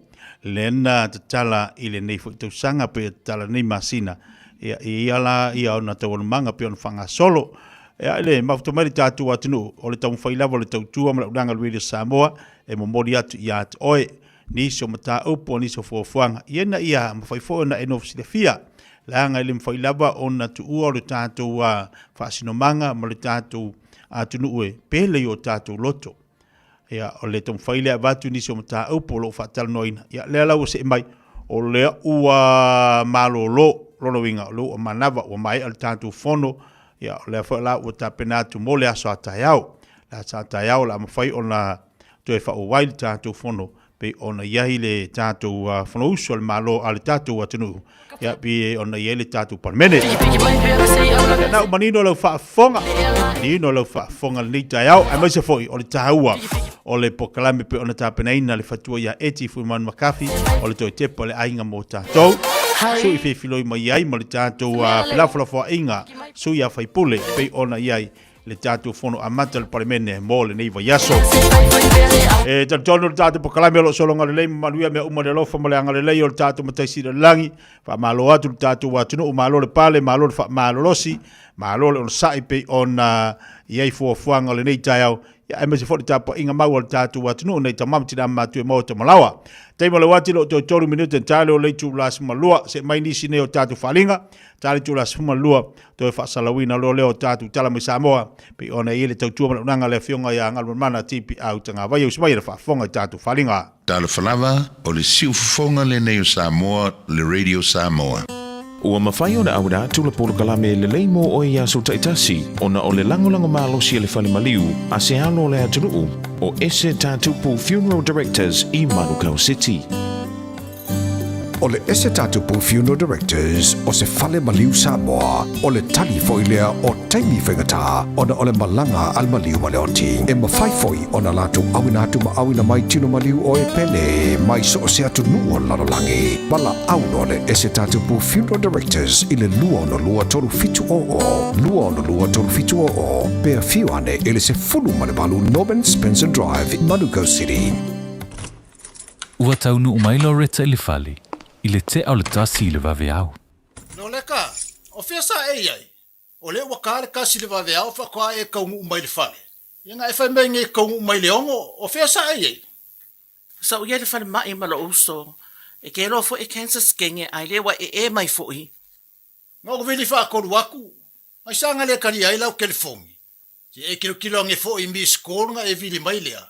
Ia o lau o momoe mori mangava si au whangau. Ia o le fo e le ingi lancho kamaiki. Sole, wale kasi le lua le kolu lo pepelo. Wakoe o mi fo iau masingi wha mo mo kupe. Wha mol mole, yoe, wha maangalo mai au. Ua umanga mia safsasoangi. Ua mawai ni mahasina, sa ili e Loretta sifsosoani ili mapu mai services. Ua amatau na whaasol manuia le ainga o Loretta. Ma lo lava Loretta, ua uaia le swinga le lei o si o tātou ainga. Whaaftai mo whaataunga, ma le tongina o a tātou pili. Whaafetai mo le fsasoani mai a mapu mai a, ma le alofa o le atua. Ua umaua le fsasoani e whafoa ilo whaafita auli, o le taalo i masini poka. Veili le mapu mai a, o valu salau lua tase lua lua. O valu salau lua tase lua. I love you, husband. O e sauni malanga i Samoa. Maratua lola moana rento solo o maua iso o seitu ai ngā taavale e talawhea ngai mau mana onga. E mawhaiora piki la taavale mai le malewa le whale o lopo o whangalii. Whaapelo tātou o fisa au tui ala fua. Pe momoli atu fo i le whalitali malo o loo e whaamautu ai. Ai ngā whaabitoa. O lo ia tātou insurance cover e te fili mai ai. E nani tupu se whaalewalawe ai o loo iai le whaamama avenga. Maratua lo iai le tātou account i New Zealand. Pe lafosa fo i le moana rentals e whaonga i le Pacific Easy. E whaonga i lau credit card e whaatino ai le tongi na o lo sa. Mori si whaamtalanga wala au le Pacific Easy i le ovalu se lau. O tasi ono po onu mera masani au kilani. O le lua fitu ono fitu iwa fitu wha. Po o le lua fitu ono fitu iwa valu wha. Talo sanga e transfer o i le moana. Pe asi siane i le tātou Facebook o le Moana Rentals. Po le upenga te wha ilangi o le moanarentals.com. Moana Rentals o laupa anga e taitolo ina oe. Au e malanga asiasi i Samoa. O fia maua sau ta vale po sau piki apu. Ai tong i ta i vaiaso, lua vaiaso, pe ta i masina. O le sleek cars o le a maua ai le fsoswani. Ua ta pena le au whainga ruenga a le sleek cars mo oe malo a inga. Aua e te popole i se mea e tasi. Te tala fitu aso, mai le sifulu i le tai au, angai le afo le ono le afiafi. Tele la alai au kilani i saute, mili mai loa i le o lua tasi faa, fitu lua selau. Po le o lua o, faa lima, tasi lima tasi. O mo mia ni ngaluenga fai ilo fali. O le living space o lau company if so soani ilu fa le leo maota malawa. Amana o mia se pui, carport, canopy, be fa lau heat pump, fai sau dick, fa ka peta lau fali. Fab so ta imai i le living space. Fai a 4 quotes, mau le so soani ilu finance e le ai se deposit. Vili mai loa le living space i le o valu se lau, 5 faono, fa valu fa. O valu se lau, 5 faono, fa valu fa. O si mai alau whaafofonga o le whaapoponga fo ele nei o talafou mai Samoa. Awina sa mai mo oe e lau leiti o whalongolongo le Radio Samoa. Tasi 5 amo. Tātou whenua i mafuta le nei o sa fou si mai alau whaafonga. Wa whaamautu mai e le komite le malolo o ngā lulua i tāpenanga o le tutongi nātua le tau i tupe se 10 miliona. I tangata ma a ingo le tu malo sa fata whaapea pisi nisi tau tūlisi. I tutonu o le i tu malo. Tanu mai masina o tua na i o mai le masina nei o Juni. E le se tau i wa tutongi nātu. O mafua le tūlanga o na iei nisi o tāpenanga sa to e whaatino e le komiti. Ona mana o mianga mai le mtanga ruenga o tupe le malo. Le olo ngafa ma le whaamatu i nātu o se le ni o taui. E ta iafe se lauta la mo le tangata e to tasi. O ia tāpenanga whai peana to e sui aile nu mela. O le au whai o tangata e ngava aile taui. Mai le valu afe iwa se lau valu se furu iwa. I le se furu afe wha se lau 5 se furu fitu. O marienga e ala i pepa o MOU po o le Memorandum of Understanding. O lona au wha inga e afe lua se lau 2 se furu 5. E mai lea au wha inga. E iwa se lau 5 se furu fitu marienga ua mai ona sainia. Ma ua au fia aile sidia i le ono afe tangata. Ia ma o marienga ia ua tu inatu nei le mtanga ruenga o tupe le malo. Mo le lato ngā ruenga e tau alunga le tu inatu leo se le ni o taui. I tau ngā tupe i whale tupe se se. Ia o MOUs la ni. O nei e ia tasi e ia a inga vo ia o te pio tamiti pepe. E ia vo ana tangata e le ia ma se tustupe. E tu sa lau le MOU le, e mawhai e ona whai le Memorandum of Understanding, e tasi tangata o se ainga. Ia nata sa inias, nisi tangata, e 5 ono fitu, lusful, anga i tuan lusful. Ia, o ngā luenga tele lana le sa tau whai, lana whanga soro teimi nei, ia o le kau fai foi le fa mala fa mautinoa verify ia tangata nei au fai au fia tono se memorandum of understanding ia o le fa inga la tato MOUs wa le fa ingo MOUs na fa develop mai le ngal wenga na tato committee e afe lo se la lo suma lima man tuale umana uta ua tuale fai nu mele le sfulu afe man tup tangata ala fa inga la MOUs le umanga na develop mai tonu le le fa inga nei ia afe lo se la lo suma lima o la fa inga MOUs wa uma ona saini wa uma lo na fai on fai wo le singa luenga e verify matangata ni tonu le MOU ia e iva se lau lima sfulu malfitu ia MOUs na le mai ona saini o le fa inga la MOUs o le wa amat no ave o le tatu bank i le tatu Ministry of Finance e fitu se lau fast fu maleono ia la lau ave o le tatu vai ngal tatu Ministry of Finance o la tau e fa so ina mai le tupelea iva se lau lima fu malfitu MOUs o mo na saini o le fa inga MOUs mai le iva se lau lima fitu le lau mo moli o le maf fitu se lau fast fu maleono lo inga le to e isi MOUs la itia le to fa ile sia matonga lunga le titi le tau fatino e fitu se lau fast fu no la ave o le bank ia mo le a matalona fatino ile la to nga lunga ile la foi la to process ona e tau alu la ko audit ia me umana ale uta pena uma to ma to le information there pe ona ia ile fa tata no nga male verifying o tangata nei ia la lau ave lo o le bank ia no inga na tas over to male ono afi tangata le wa la tamaila nga va ai for payment mo le la to se le ole nga venga na la o le tato nga venga ia la o fa solo le vetting process mo muliana tato Ministry of Finance ia ona alu le tono accounts ia peila na ufta ual te mo wa fa pe le mo MOU e se furu lima tangata la tono lau MOU le saini wa pe o simi e se furu lima tangata ole account simi tasiru o toru fa lima o le account la na namba na simi la alu tu uma ia le amount tangata ia se furu lima e tu sala pe o mena le te tau no fa mala matu i auto fionga i le tu ai ngatu stala ia me se fo ie o mo fai no fa ona mo mai le tatu tata noanga ni tai au pe o ngalu nga tele lava na o le tau fai verify uma tangata nei ina mo foi o ni tatu to pisa fa pe o ai pe o le tulanga na le sa fai ama le totoa le le ale fai male tilo ia ma to siaki ia mau lo fa maliina umale le process al tato malo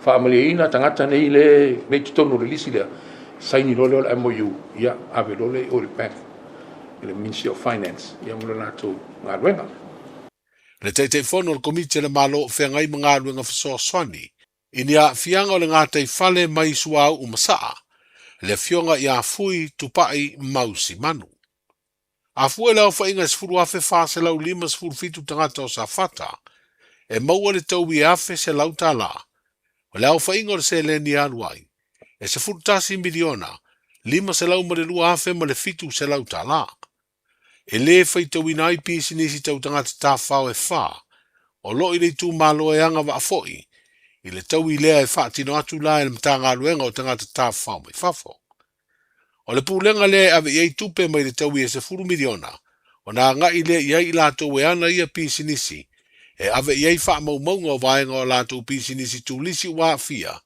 ona o le ngoto ai o le manua o le manawanui, i ngata i fale o le tu malo sa fata. I le tau i mo se vaenga o le fio anga si umu o wha iloa le te fono o le komite le malo, e lei titifo mo le wha miliona ta la le tupe o le awhatino ai. Ai o le a iei se teimi e fono ai le komiti mo le talanoaina o lea fuanga. O le fsoswani e le malo e ala i tau i tupe mo a inga, sa wha le ngaina mea tō tino tau e le tise e mafua i le peo le wila po le tise, i le tau sanga le tenei. Tau se lau ono se fulu ono a inga ua talia tāl sanga, ma ua maua ala tau i tupe. E leo mawhai wha ilo e le ofisa sila o mtanga luenga o puna o wha na tula masiu siu manga, o ia leo lo te fono o komiti whau fautua, mo wha lama fua se i mātu ia, leo wha inga o tupe o ia taui. Ai le whailo inga matu stala sa ia whaelo ai. O le tele lava o mea tō tino sa whaelea ngaina, o pusa aisa ta atitia, ia mamasini e pe o TV, auli, tipoti, maulo, tunu alaisa, e alu umaile le tise. Whalia le ofisi siri o mtanga aluenga puna o whaala na tula masio manga, sa ilo ina umatalo sanga ma whaamalia ina ai le komiti. Ai lea lava visoa soani ale malo, e iwa company o lo ilo pea la tu talo sanga, ona lo iei nisi o tā penanga lo whanga solo. Ai o lo fua e tusa ma le tasi tesi ma le valu, miliona tā lase vai ngā tupe whaalu, i le taui o masini tau e le tisi ia company na whaale ngaina. O le taimi nei, e tato households ia e tolu households o le query taimi nei, ma le sfululua households o le fiu tau mawhai e contact. Lono winga la, ia, e sfululi ma households, ma le tolu se lau uono sful ma le ono households le awa umana wha maonia. O le majority la way o Ministry of Finance, wa uma fo ina tongi le majority. Pe le tūlanga na le tu ina toi se whamtalanga, a iai lava se ele i maua lana taui. Ai wa umana wha maunia lana tau sanga, o le tala tato ofisa tūtonu ia whapso tai mai iai, po iai se tūlanga iai. A ma tau wha maunga le iai, tau se lau ono sumali ono tato ainga households. Ma le nā tau se lau ono sumali ono tolu tato households o le query mai le mtanga ruengo tupe, ia ma le surulua, le tau mawhai e contact. E mai se tūlanga se whamtalanga, ia a mai aloa le tau sanga wha tupe le mawalawa se so tainga.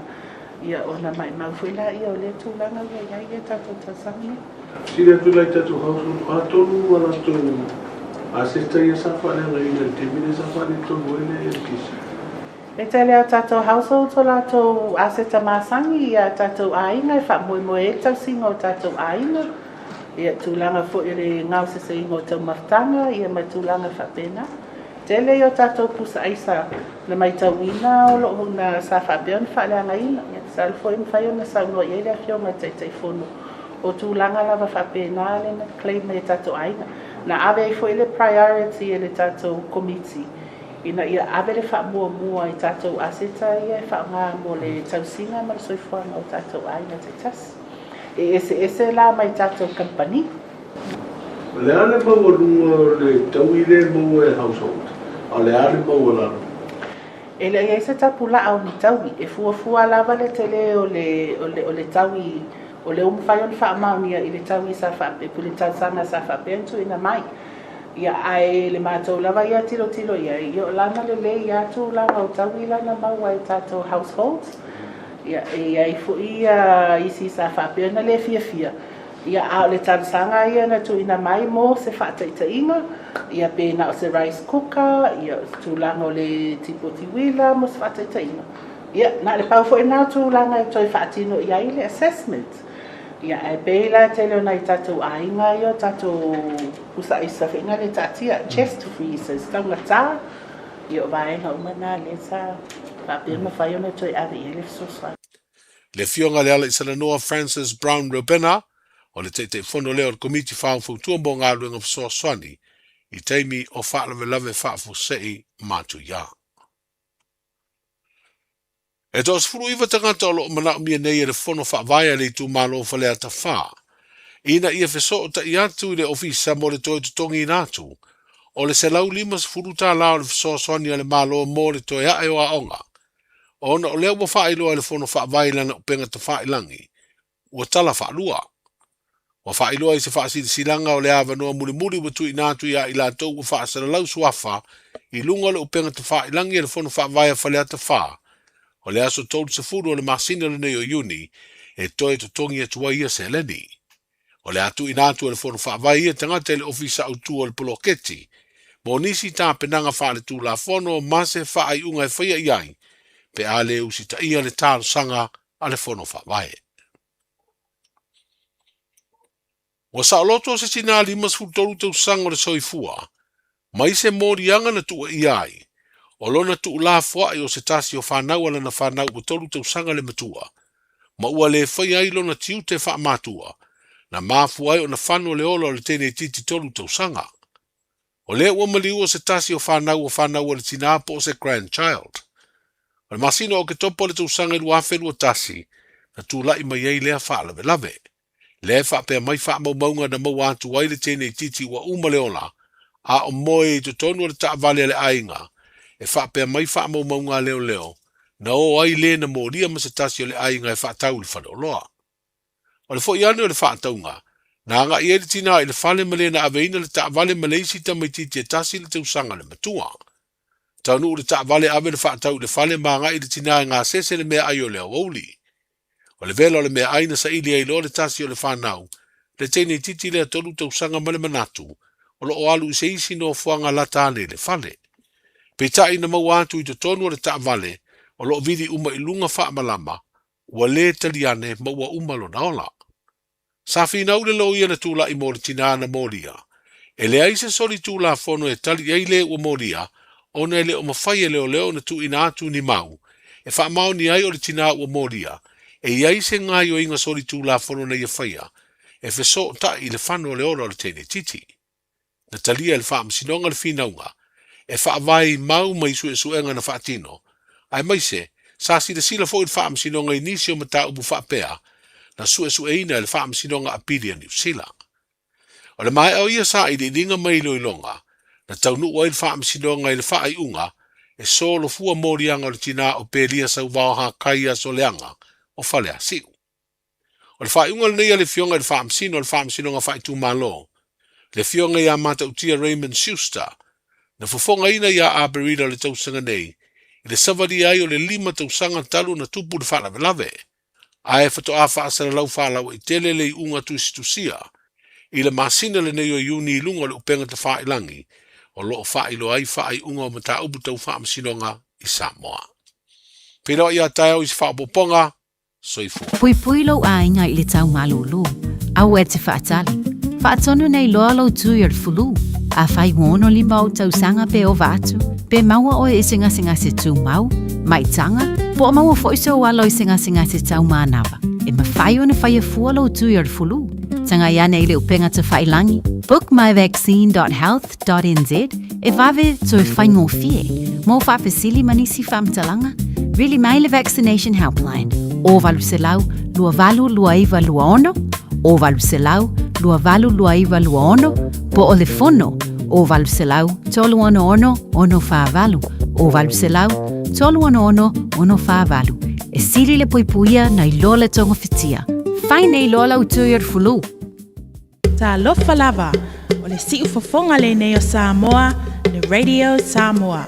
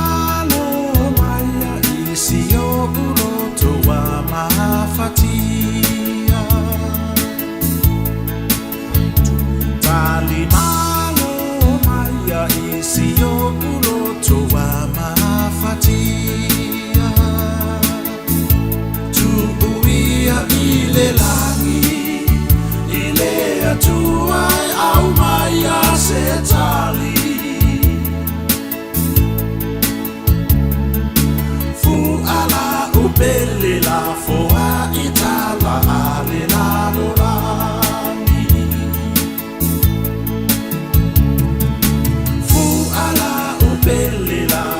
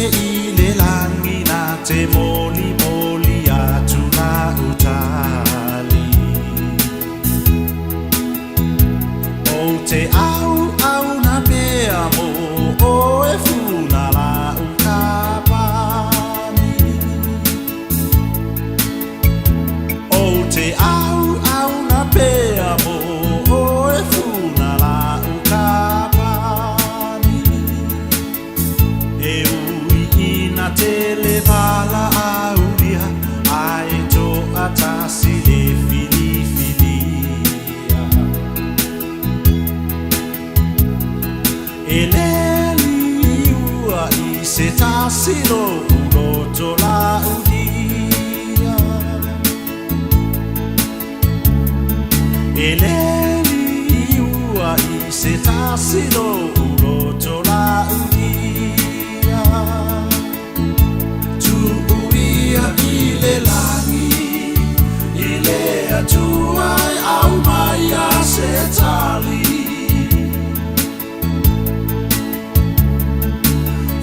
Ala upele la foa itala ale la dolani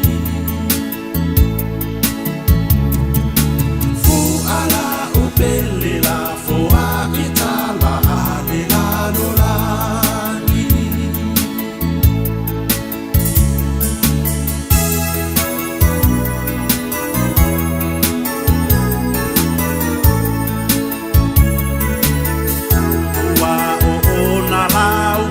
Pa ole tusi ini upusa fa amuli muli Fetawi ile langi mapuai no uno fofa atali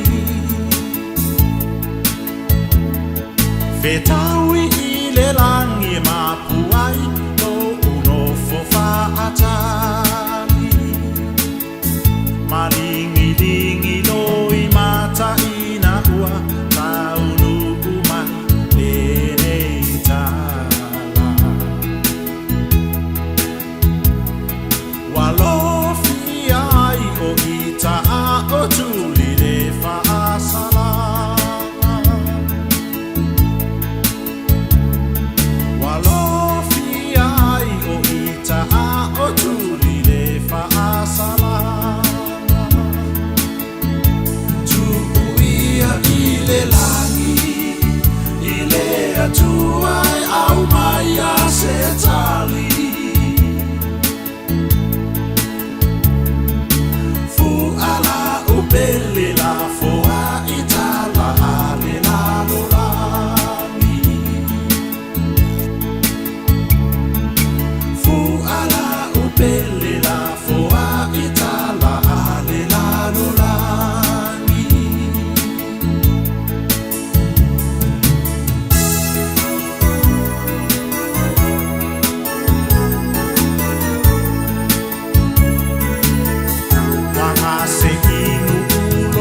Totinga ole polonga sa fai olo uola Manino mai le langi ina ua mawale sa olo tonga Manino mai le langi ina ua mawale sa olo tonga Songi maya la upele watalia Talo sanga ele sili sili ese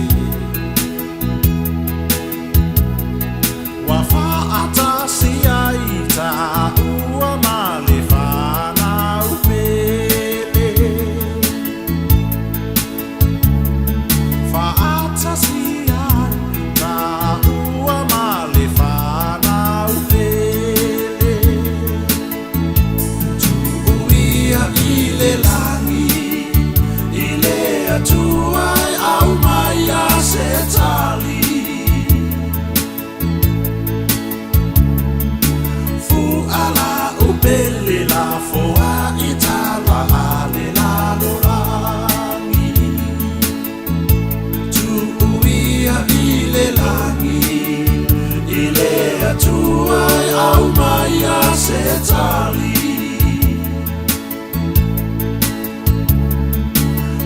Ala upele la foa itala ale la dolani Fu ala upele la foa itala ale la dolani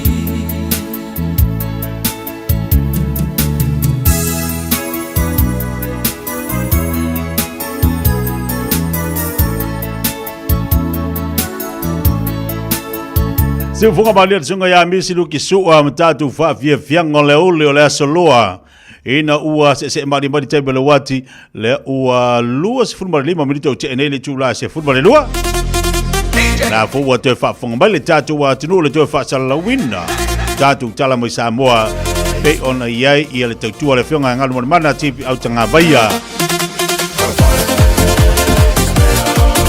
ia le mafutopa ia le tatu wa tinu la mfanto awinatu tatu tala na ile Fiafia Mai la tali tu lai fitu ile Fiafia watu fo ile le te fa fonga le tatu wa tinu tatu tala melo tupu tino le tatu wa tinu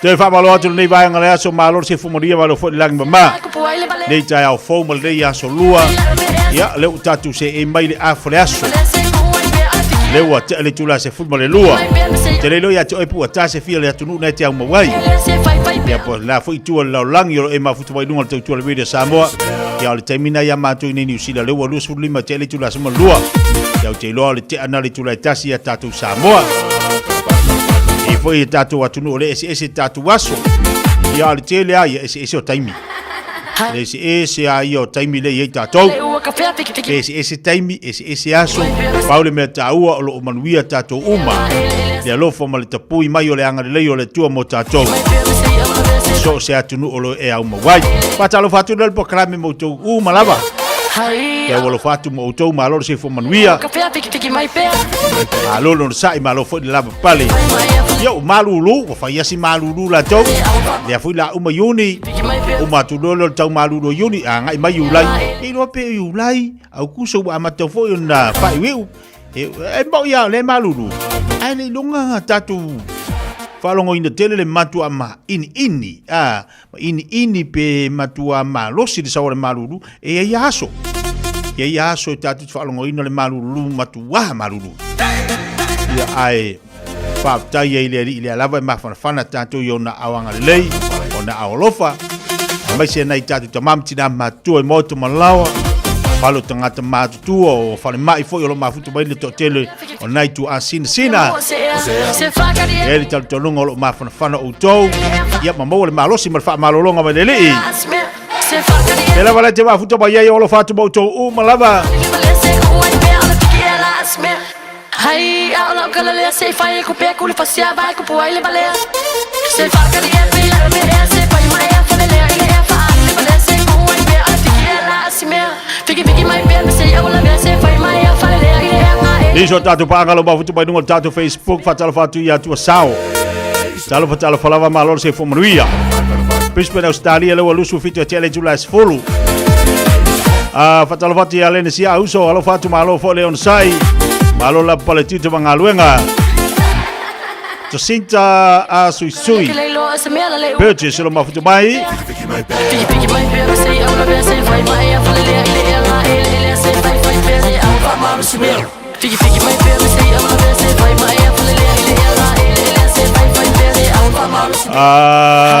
talo fai ya wala wana le tatu lua no lua tasirima vitole fiso taia nei mo le vaenga lo tamu fai mai ai Jacinta lua no lua tasirima vitolu sina leo fatalo fatu nei vaenga le aso maa lolo lo sai maa lo fori mafutu bai lunga tatu pakalame fatalo fatu lunga tatu Facebook ya tawati teo talo fatalo falava se lina siosi maa lolo se fomonuia fatalo fatu ya evangelia waiava ya lea fo mafutu modi muteri selan fai ya lo fatu mo utou fafawina tani yelu maa lolo se fo lau delei ia e vanga fo lau langa tu video Samoa matalo fatia Jan Lota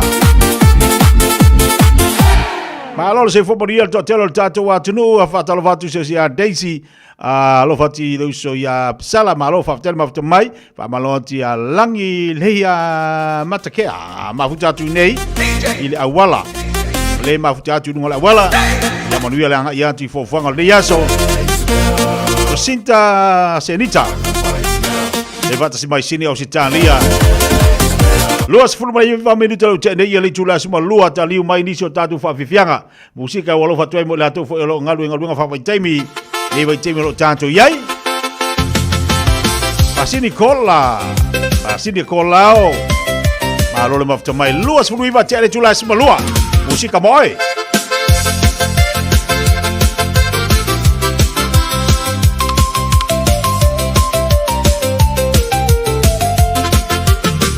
Leo laga nei ualasi Le ai sa file muna o le tagi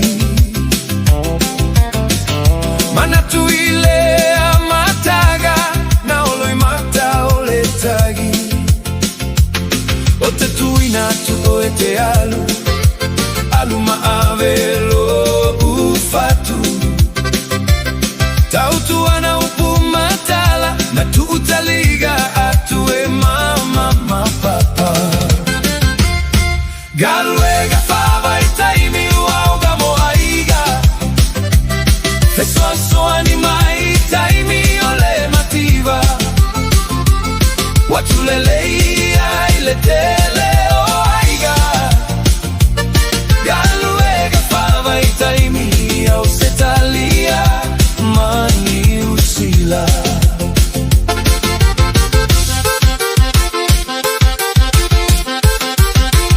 Malo le tau tua, malo le ono sai Aua le fa vai vai e ule le tali Tau tua na le tapu aiga Anai matua ma aiga Ia te uilo loto pupu ma fotuaga Sata uia I ta penaga o la umalaga Ia e mawale loto mawalalo male alofa Famo muale atua e pui pui lola Galuega fava I taimi uauga mo aiga Fesua so animai taimi ole mativa Watulelei ai le tele o aiga Galuega fava I taimi au setalia mani usila Galulue malele falo golo gotiga Ono sa ile malulu male bebela olela Ele se mea taugo fielo o tou a fuliligi O maniana olo o sisila leali Uso umama tua fa fine ua te fia Via lea tua tali le leina manuia Ya awane ige galo se fa afetai E fa fo ile atua lo tato matai Galuega fava I taimi uauga mo aiga Fesoa soani mai taimi ole mativa Watulelei ai le tele o aiga Galuega fava I taimi I au setalia mani usila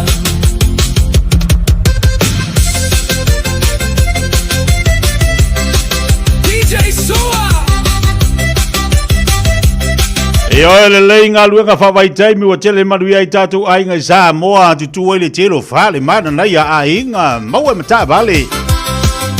O le tangata e sau e ngalua I ngaluenga whawai taimi o lo iei lo na mawhau whau se mea o ngā se mea tāua molona ainga I Samoa. Iei rei tātou whalinga o taru mainu o tātou pokala menewa anga leuli. Awa ringali a te oele ni mana tuana ni Casa Pets and appliances o lo whanga solo le tele o lato pa o e seki o moenga o ngofoa o TV o telefoni ma le tele o lato o loa pa ilo iai na e whaafofonga le Rede Samoa ile nei fwoi whaasaralaunga maua ni mea lofa mai le Casa Pets and appliances a fione lo le whawhiti wha Great South Road I o Tahuhu o le tolu fitu iwa Great North Road I Nai Henderson wala wala telefoni le over se lau lua lima wha valu over se lau lua limba wha valu ai tango le omi le numela lua e te fso ta ia tuai o Tahuhu ai omi ana le tasi mo Henderson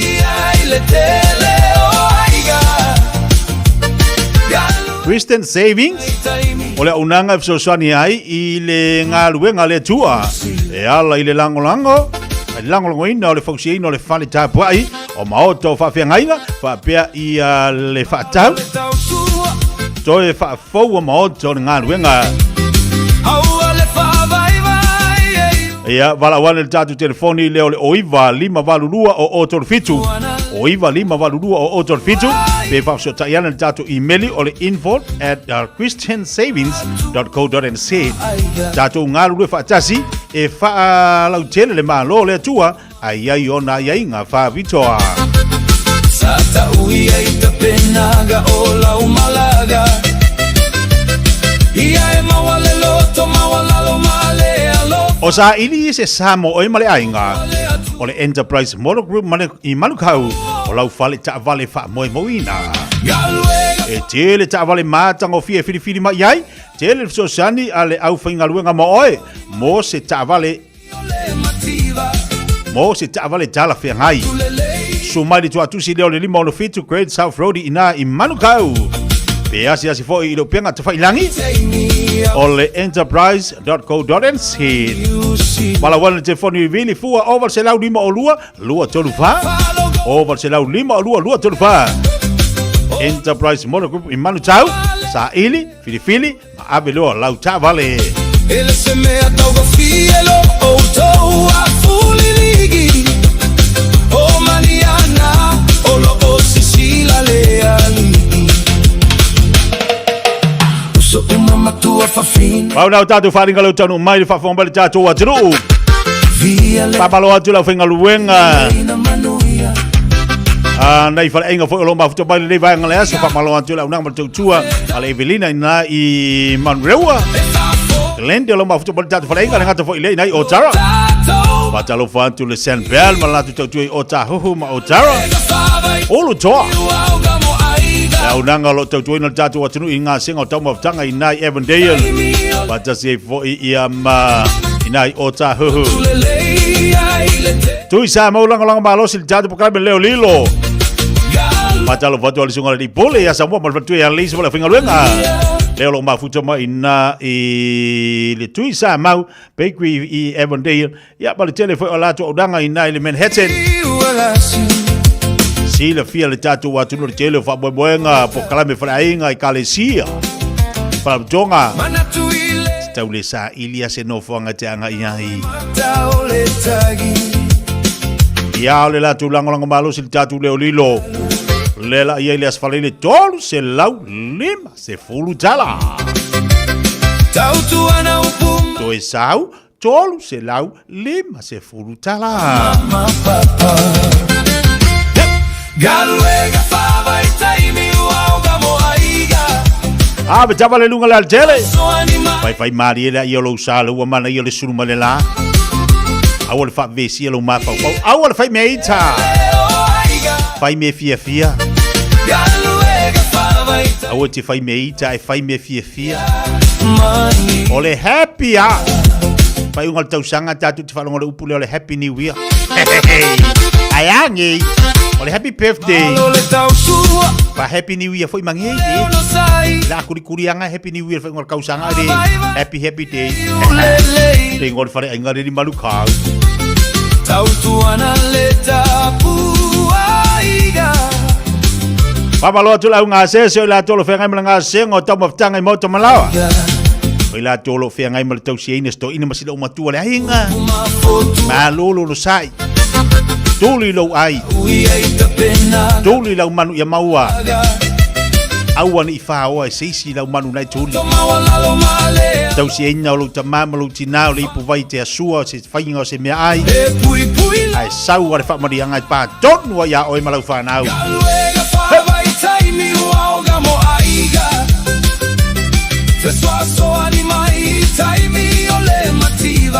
Au nanga matau tu ala matau whanau le tātou a tunu le fo iau li whamalo atu I ate au tau. Pea lava na tenga lue mai ai mai maua mai le tau tu le radio sa mama le pakala me Fiafia Mai. Ia walo fatu mo oe manuia tele tiu te mga luenga o lo fea ngai ma au tau le nei fo I aso ai. Au walo fatu mo to tele fo ila tolo wafuto mai tawe fia lo langi. Ta fia va ia tu e wa sao. Mai fa se mai se pea. Au te fa tali asi e sao. Fia va ia tu e wa sao. Fa se mai peau. U te fa atali atu, u te fa atali se I e sau. Ia vai atu e wae sau Whaasese mai peo O te whaatali atu, o te whaatali se I e sau Talo whai a te oe malo wha moe moe Ua ta whiu tau whaatonu oe Whaapea ai ole sa olea Tau lele a tau tino atu pea O ti whiga mea na ele ai se au gana o lo uma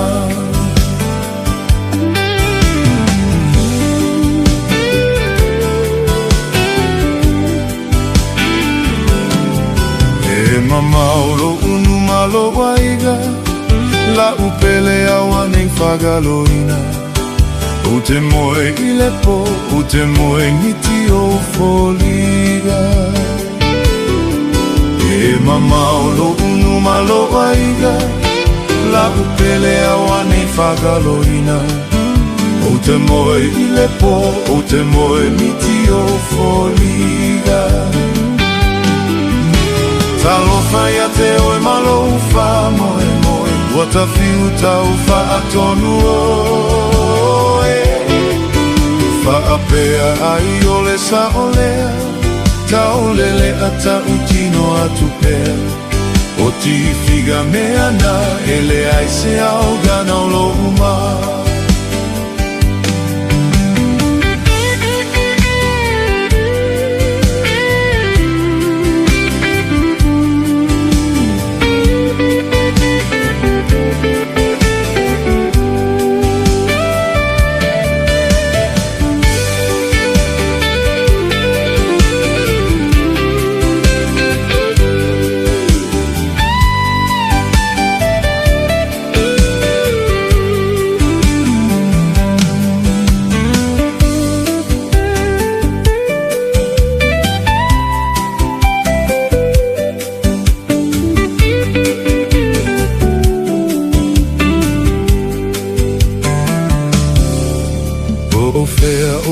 Se pa usisi o whaapuna I le soga I miti O moe I le umu pe aluga I se pula we ta mosu O fea o ia se pa usisi o whaapuna I le soga I miti O moe I le umu pe aluga I se pula we ta mosu Talo whai a te oe malo wha moe moe Ua ta whiu tau wha atonu oe Whaapea ai ole sa olea Tau lele a tau tino atu pea O ti whiga mea na ele ai se au gana o lo uma O ti whiga mea na ele ai se au gana o lo uma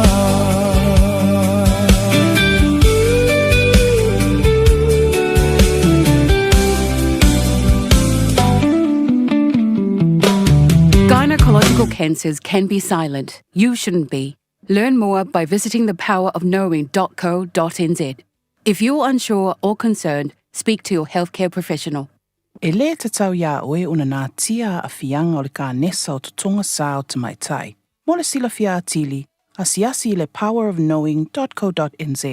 A whai o e popole pe le mautinoa, tala noe lau fo mai. GlaxoSmithKline New Zealand Limited, Auckland. Ua taunu umaila o reta I le fale, I le te au le tasi I le vave au. No leka, o fia sa e ai. O le waka le kasi le vave au whakoa e kaungu umai le fale. Inga e whai mei nge kaungu umai le ongo, o fia sa e ai. Sa uia le fale mai ma lo uso. E ke lo fo e cancer skenge ai le wa e mai fo I. Ngā vili wha koru waku. Ai sanga le kari ai lau California. Si e kilo nge fo I mi skolunga e vili mai lea. Ia ola o momoe mōli mangawa si au whangau. Ia ole fo e le ingi lancho kamaiki. Sole. Wale kasi le lua le kolu lo pepelo. Wakoe o mi fo iau masingi wha mo kupe. Wha mole, ioe. Wha maangano mai au. Wa o manga mia safsasoangi. Ua mawai ni maasina, sa ili e Loretta sifsosoani I le mapu mai services. ua amatau na whaasolsolo manuia le ainga o Loretta. Malo lava Loretta, wa waia le swinga le lei o si o tātou ainga. Whaaftai mo whaataunga, ma le tongina o ha tātou pili. Whaafetai mo le whasosoani mai a mapu mai a, ma le alofa o le atua. Wa maua le whasosoani e whafoa ilo whaafita auli, o le taalo i masini poka. Veili le mapu mai a, o walu salau lua tase lua lua. O walu salau lua tase lua. I love you, husband. Talofa o waleni o se electrical inspector Samoa tol sulima tausanga tautua ma o restaurant fo imole waina lo mota fal sam fat fanga luenga fa peli pe ino vai vela ma o ngaumu fal au mai lo waleni o amos electrical il odu fitu luo no tolu no fitu no luo odu fitu luo no tolu no fitu no luo. Ooh, it's an ad break. Perfect time to be reminded that winter immunizations, including flu, are available now. Schedule them in at bookmyvaccine.nz or with your healthcare provider. And hey, you might get a ticket off your list before the next ad break. 24 hours a day, 7 days a week, Radio Samoa streaming live on www.radiosamoa.co.nz.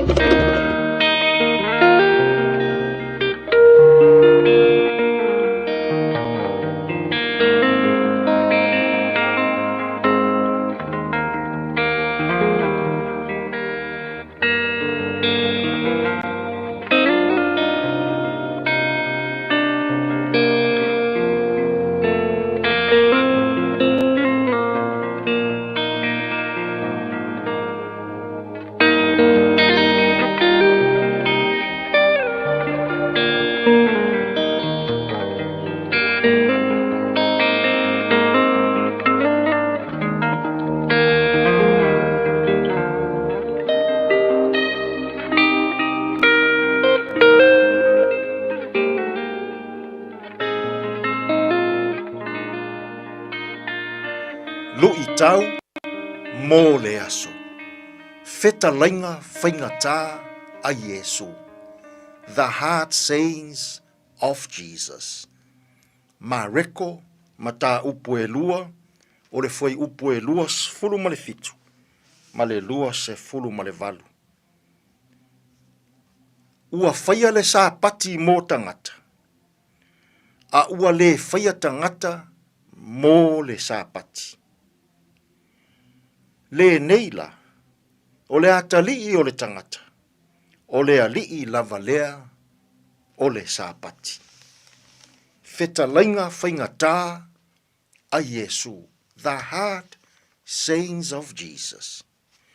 Ua whaia le sāpati mō tangata, a ua le whaia tangata mō le sāpati.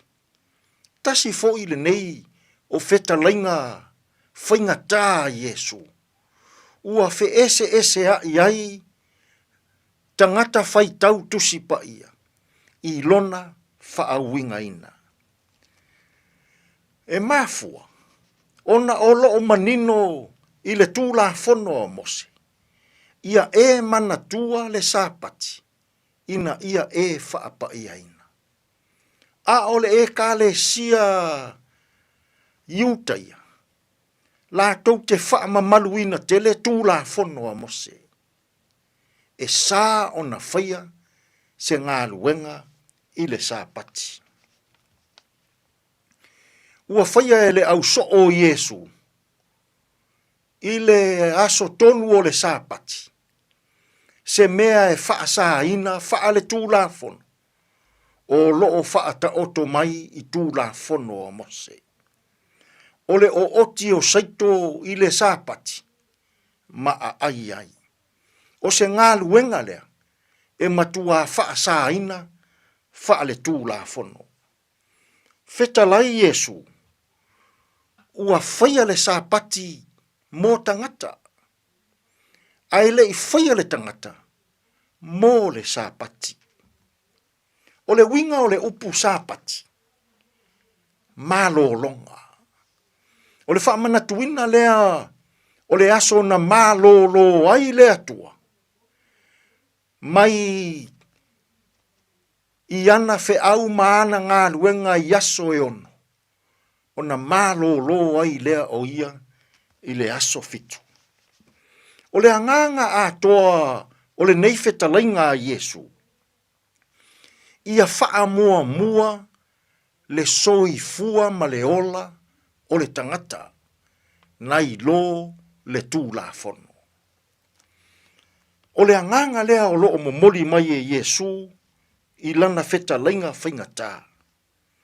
Ia faa mua mua le ola o le tangata. E tā ua ia Iesu le ola o le tangata. Nai lo le saisaitia faa le tūlafono. E tā ua ia Iesu le faa malie ina o mea e le lei ai le tangata. Nai lo le saisaitia faa le tūlafono. E mana o Iesu ia ao ngā le sāpati mo le tangata. Ai awane i saisaitia le tangata faa le tūlafono. I nei aso. O le sāpati e tatala au nanga i maota ngase. O au nanga i fale pui pui. O au nanga mo le saunga le mu lau tele o le atunu. O nisi nao au nanga. E le mawhai o na tau fia. Ai la vea i totonu o le anganga lea o le fetalainga tu sao whainga tā Iesu. Na whaia le sāpati mo le tangata. Ai le i whaia le tangata mo le sāpati. Samoa ia ao ngā le sāpati mo lou soifua ma lou fo i ola. Ia le saisaitia i tātou faa le tūlafon i le sāpati. A ia ao ngā le sāpati mo oe o lou ola ma lou ainga. Ua fetalai manino fo Iesu o ia o le alii o le sāpati. O lona winga, so se mea e iai se mea le lei e fia whaatinoina. O le sāpati lava le nā wha Iesu. Samoa, aua nei o tātou fete enai i le wha o ngā ina o le sāpati. O le sāpati, ua tātou mālo ai mai a tātou fe au, ma a tātou ngā ruenga. Ai tātou wosi taulanga, vivi i matāpuai, e momoli le vi inga i le atua.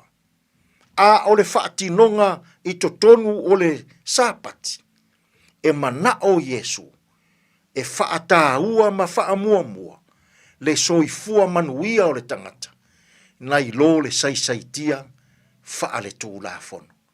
O le sāpati, e mō i tātou. Ai le i whaia i tātou, mō le sāpati.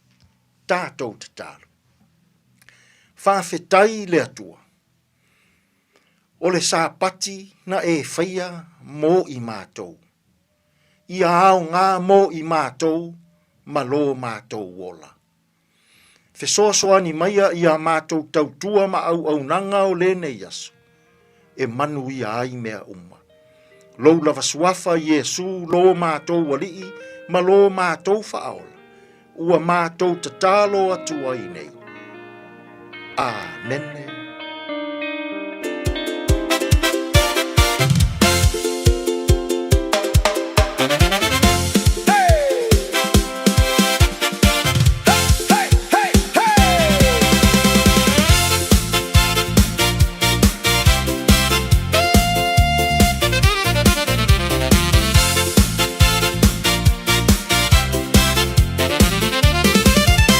Uau, peixe massivo,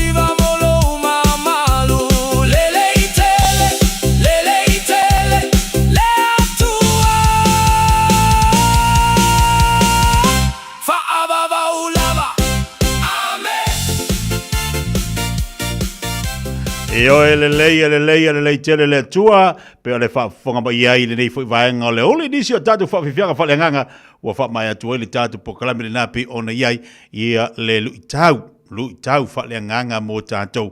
I le nei fwoi ia solua te iloa ua telefoni tau o le upo le tua, ia mo tātou umalawa pe o na whaafonga mai, whaaftai fwoi sunga na whaafingainga, ia Reverend Etsone ngafa, tāpena ina nei po kalami whaleanganga mo tātou, i le vaheluanga fwoi po le o ngā tutonu. O le aso ma le aso. Ia o tapen hatu tātou i tātou tiu te mga aluanga pe na masani. Iai, te mele wate lo te 2 minute tale tula tasi. Te liu maile o vatu tātou telefone ngana Britannia.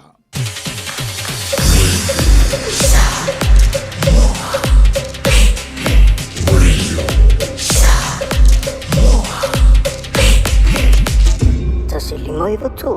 Amo. O whea te lua o iai. Ma teo e awe le sue ngā tau whale a mā aroha. O umana whailau siaki. Le ai, o le mā le nei, e la i titi tele. E le au toi whape nā mā. Wa pa u i lalo le tausanga i le 5 o oi le nā, ma oi fo i pā. O le tau sanga a mata mo le suisuenga o le kānesa, o le tau whale o leo ua 5 ma le valu. E 5 ma le valu pe 5 ma le iwa loa o tau sanga, o na la fo ato loa lea o mea whai fua hai lau suisuenga. E tai lua tau sanga ma whai, se i atoa lau fito 10 ma le 5 tau sanga. Wha mole, whai moi mātou. O le a lafo mai i le meli. Sunga, o whenga whakao elo kawa le fō maunga Max Ila. Se enga uka amilo i au kilangi. Mo koe fwoi mai lawa i o tara i le Tire World and Auto Limited. Le ai mau aiso skoi ngā meg ma pa uka avar. A ole me piko sidi. E ngā le lua 5 ka alalwa ia so le kokongi. Le Tire World and Auto Limited e te maua i ta avale ma pa utau ngō fia ia New Zealand antoa. Mo fo i se ti mag wheels mo so se tu ai ngā ta avale ma le telewishi au unanga. Warren Up Fitness i le na ole se fulu tala pia i wha i lo i eina e wha afafonga le Radio Samoa i nei wha abitoa. Talia wins quotes, cue cards, maisi. Walau lo le Tire World and Auto Limited i le lua fitu tasi tolu o mo pa uta avale. Po le lua fitu wha tolu lua o mo le fale inisinia. O mo mia ni ngaluenga whai i lo fali. O le living space o lau company if so soani i le whale leo mau te malawa. Amana o mia se pa pui, carport, canopy, pe wha faulau heat pump, whaisau deck, wha ka peta lo fale. Whaapsota i mai i le living space. Via 4 quotes, maul if so soani i le finance e le ai se deposit. Vili mai loa le living space i le o valu se lau, 5 whaono, wha valu wha, o valu se lau, 5 whaono, wha valu wha. Le Shine Dental, lau whale wha inifo wha moina. Lato te whaia 4 wha tala noa ngō unifo, ia so lulu tai tasi. Tele e wala e me whai ona tutongi ai lau tong fitinga. A fio mai loa i le 5 fitu wha Great South Road Manukau, Bevili mai le lua fitu o no wha, lua fitu o no wha. Mo le Shine Dental, e ia inga whapito. Radio Samoa. Taslima iwa tolu. Amo.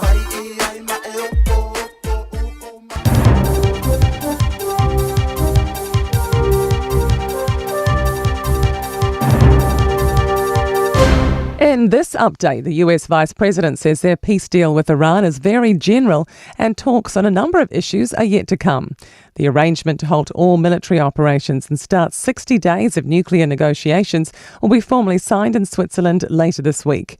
President Donald Trump says the full details will be publicly released after the signing ceremony. JD Vance told CNN the text says Iran must commit itself to regional peace and stability. What the agreement does is fundamentally set up a structure whereby if the Iranians behave like a normal country, then we want to treat them like a normal country and welcome them into the world economy. The opposition leader says schools need flexibility when it comes to reporting progress. Labor wants to scrap the SMART tool, which runs twice-yearly assessments for years 3 to 8. Minister Erica Stanford introduced the tool to give parents more regular information on student progress. Labor leader Chris Hipkins says they oppose a one-size-fits-all approach because it hasn't worked in other countries. So we think schools should be given a range of different tools that they should use. And yes, they should report regularly to parents. But the teacher's judgment is very important here around when to test and which tools to use. The BBC claims 2 men found guilty of arson at UK Prime Minister Keir Starmer's home are part of an extensive Russian state plot. Fires in May last year damaged Starmer's home he hadn't lived in since becoming Prime Minister and an apartment building he had a shareholding in. The BBC says the handler organising the attack, known as EL, offered Russian citizenship in return. It suggests EL is a 23-year-old diplomat in Vladimir Putin's government named Evgeny Likushin. The Russian embassy denies any links. The California governor says the US Justice Department is investigating him and his wife because of his political ambitions. Gavin Newsom says federal agents have approached his friends and family and former employees to demand documents and records. He's accusing Donald Trump of coming after him because he's considering running for president. And that's news. To sport, and the All Whites campaign at the Football World Cup is officially underway. Their opening match against Iran has just kicked off in Los Angeles. Midfielder Matt Garbett will not feature for New Zealand after being ruled out of the tournament this morning with a hamstring injury. Melbourne Storm's second rower Eli Katoa is determined to return to rugby league. The 26-year-old Tongan international is sitting out the NRL season after copping 3 head knocks before and during a test against the Kiwis last November. Katoa was soon rushed to hospital for emergency brain surgery. He told Channel 7 he's grateful for all the support. With Melbourne and the medical staff and obviously the boys and the coaching staff as well. And I've been going well with my recovery. There's still a long head to go. But my goal is to do whatever I can to come back and play the game again. That's sport. I'm Wendy Petrie. Talo for Samoa og Mr. Cowboy Lenny. Far for funger med mig mor mig bær i Radio Samoa. Yeehaw!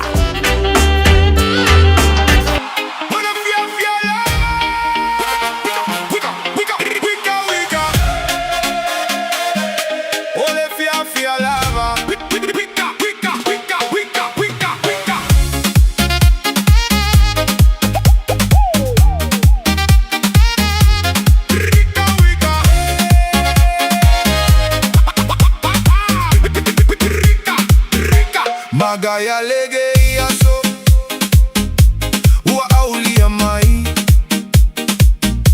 Ole vingale amale fafe kai Loka koma kai Kakoma fuka fa akasi Le ai se vevesi Faga lokiga Ele maua i se pogesi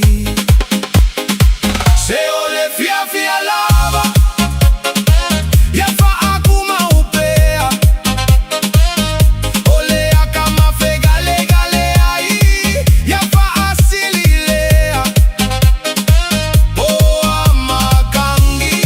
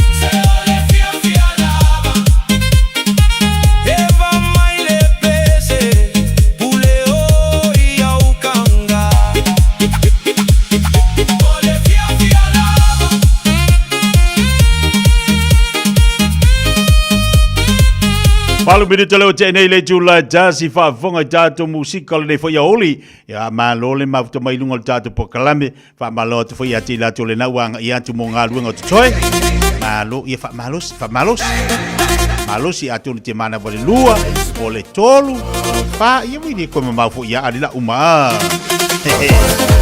le na tau fai atu la udang balto tuar sunga tongsia pai si pisio tongsia le ia solua a woni ngale atu ola una mal tutua le futu mari o tatu atu no mal tutua le mega kan e tele o ta vale le tono tatu lo toai fai lo firinga e la se meta pole ai o la tu ngata vale te mana oi a me se la fai upa le o tele ni vai taimi ma o fo tatu a ta vale nai i le lo toa le sunga tungsia ana ia lo vala wana le telefoni tungsia le olu tasi fa fitolo le fatasi olu tasi fa fitolo le fatasi malanga tu atu sile te sabat varia ti ai ia lula la wari kam kalpi ole sabat varia ia ile lua se la Kevin D Drive na i Manukau te moto kisia i leono aso le vaiaso to kisia ile fenga luenga le sa lo lot fa sala momong ia luso fa sala momong i kisia wore ko fenga luenga le sa yo me le manga ai do arcanga ko salamo yo la me ko fenga luenga le sa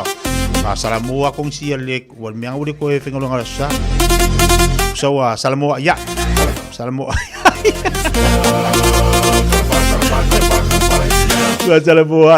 ya stongi papaloti ni so tatu ai ngalo mafuto bai Samoa ile tatu tasi ono tesimal tasi vamo ele tu wai lava ila tu lo mafuto bai lungo Facebook balungo YouTube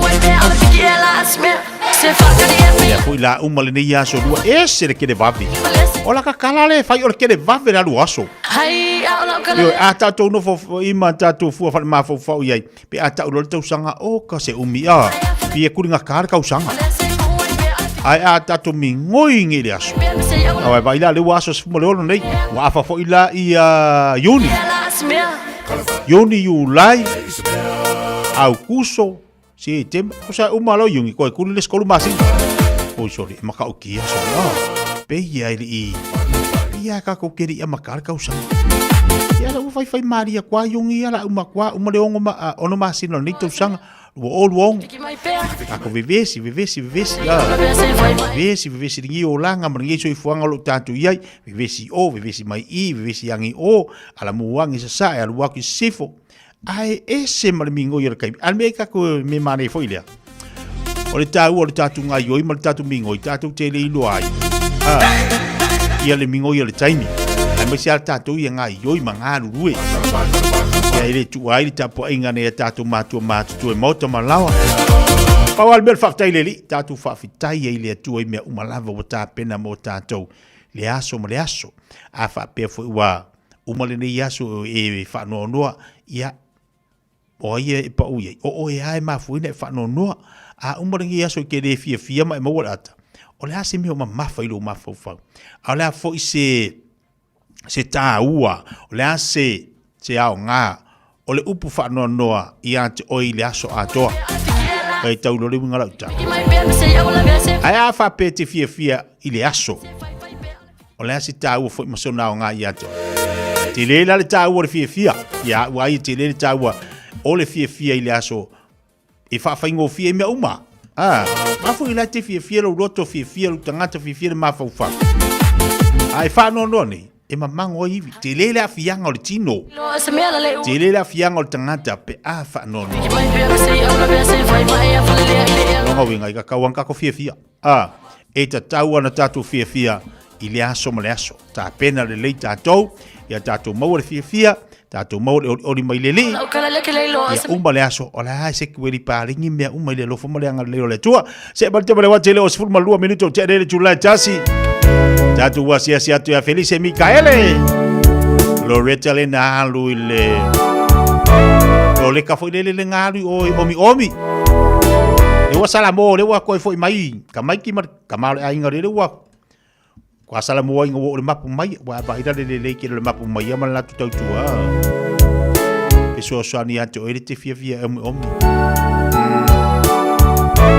kama masingi foi de fa se ngofi o ke de yalu ia me o kalong fai kupe ai ka ki fa longo longo iska ka fa mai E fiki mai doa pe ka ilo pe fia pe afe ia pe valu se lau e malo ai ia ke fa mai ko omi fa mai la e lua e o malele ko e ngau o male nga se ling mo pe malo tangata fu ile kama omi la le a ufuala ia a fa pe ngila ke alu ke omi ai ke o manguia o yu ke wa laki ia ka ilo fa meista ngata e le manguia meista ka le laki ia ai ke wa laki ile omi la le a walo ko fa nga saulo le fali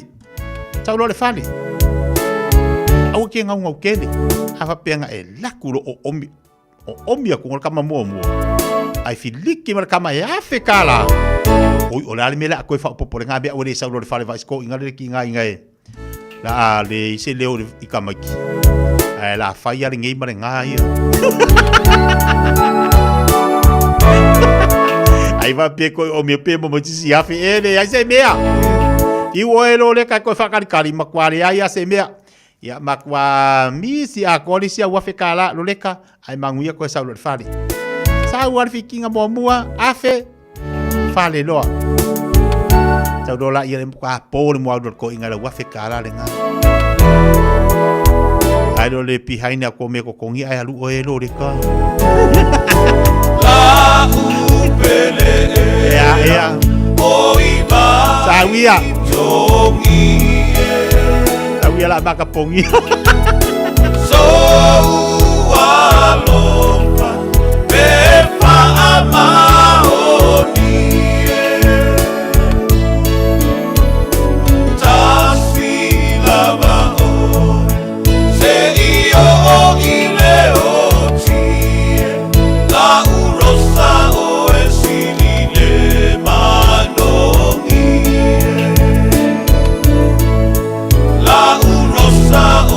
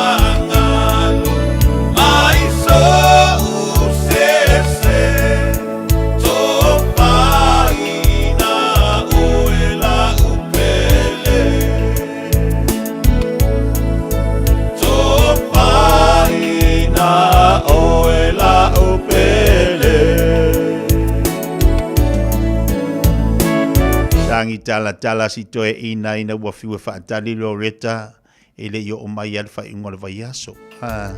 Inga ka kere lea mea. Malu ai omi malu aku. Ai ua whakau toka whare moku i ori mele omi.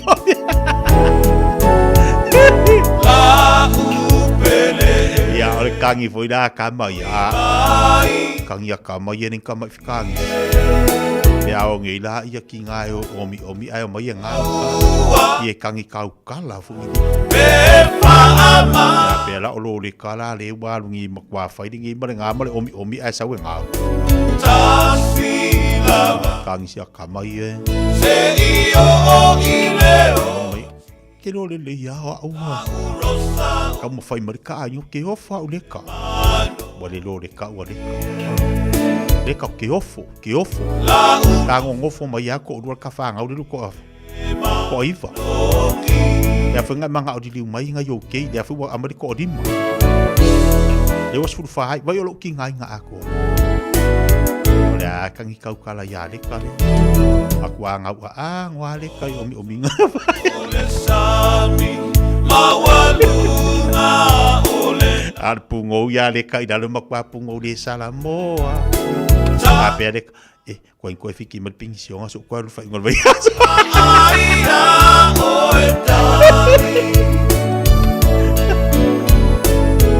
o ti ko ngol kangi fa ngo a ole kai a pawal me ole masusu al makwa pa ole masusu le ngoloi Pawan me ale ko kala pension aso ol fa ngol vai yang ale la kwa manga Mali fafanga ya mal fanga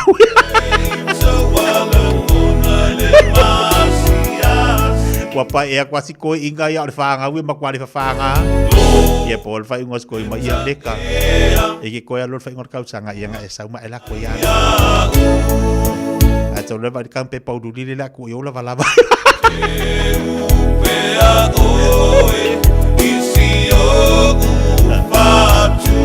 Oh, kau kali olang iya kau fai ke hil omi.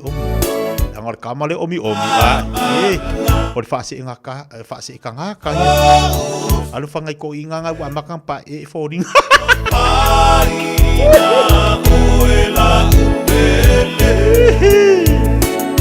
Dai bile wachile wa luas fulu minto chale chula tasi. E vai vanga ngi fo ya uli. Ya mi ele maluru ole kungu.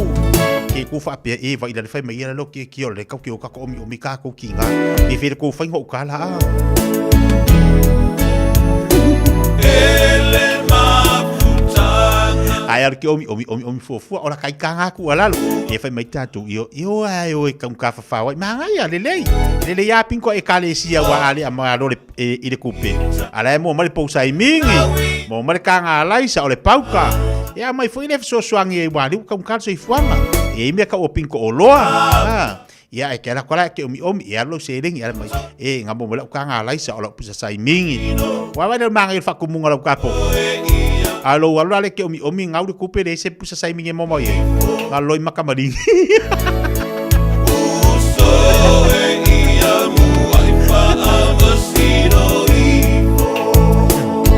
Era ngai manga mo pinko fo ye kalesia ia e ke alulo o ye ke omi ia la kulola ia wa e fie ke ka ko inga malo matua e o tava fa wai ia fa adu se lengi me fa ile kalesia ala mo mali pusa sai mingi ia mo mali kanga laisa mo mali kanga suka o le pauka ka mea o fasi mori o paste ia nga mai lola ia le makwa le ko ia se fa ka nga la ko i mo pinko le nga mo omi le nga au ke fai foi la lima mengi lo mako langa o kilo fa oli o fo ila kama lima mengi ko inga me yo mo fangu omi fa fingo mela o kai maka kia e maka ese ingape mai la leval ko inga i kamera le e fai foi fa sa wa palo mako wa ngawe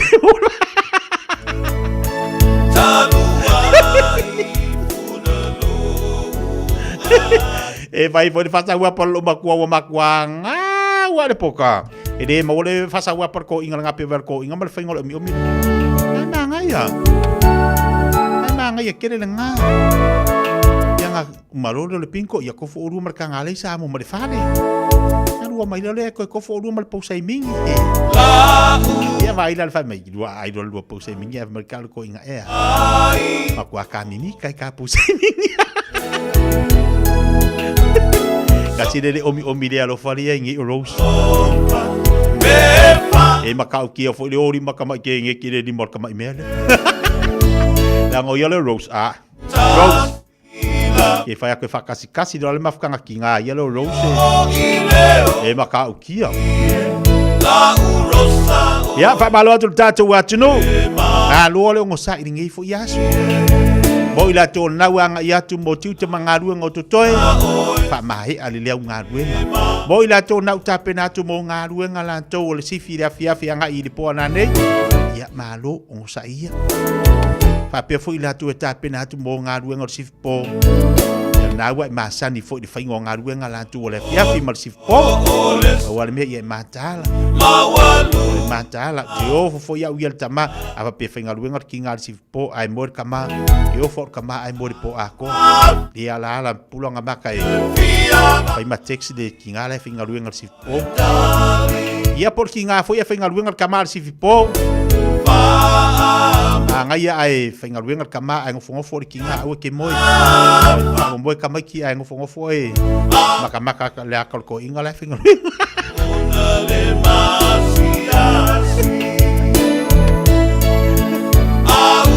Luas puluhan minuto te nei tu la tasi tatu eva tatu musika ia mauma ko ia maringi ia so o kai ile kai manga ia ringi ia so ile kai le kai umringi manga ia ringi ia so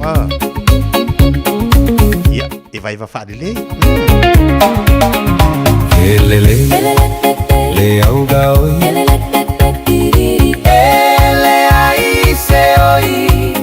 asau sing nau vai la vai ai ma oe pea e masani ai ele ai o se pepe e gaoi so se mea ile o fo mea malato a vai le iselea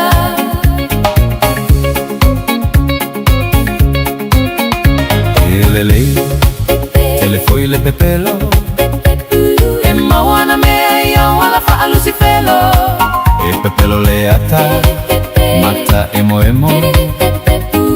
tautala mai ayo ope yo se paelo o pepelo laiti le anga sala vineale aya fai somo lo ile anga sala motukale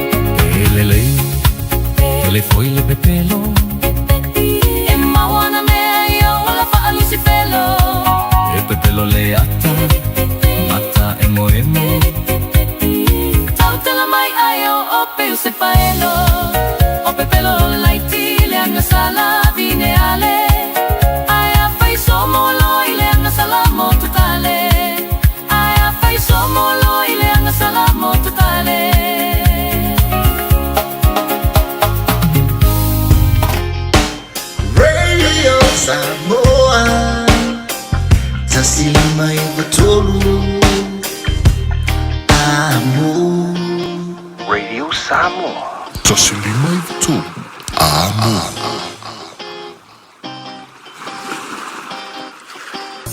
O mana o mie oe po se isia lo a inga se fisosoani tau whi malanga inga mo New Zealand. Imata au po pe o le vaita mai no whanau po ngaluengo. A whai lau tali o le ioi, wala au loa Ken Ferniho o le Fern Immigration Services e iailana lai sene, ma o silia ma le se funo lima tau sanga hola na tau tua. E toa tele tanga tau o fisosoani iai Ken, imata au pu tau whi malanga inga, e a whia imata au puna o atu le tribunal, ma apili le minister. Tanga iana e le Facebook, ma le upenga te whailangi I moli mau.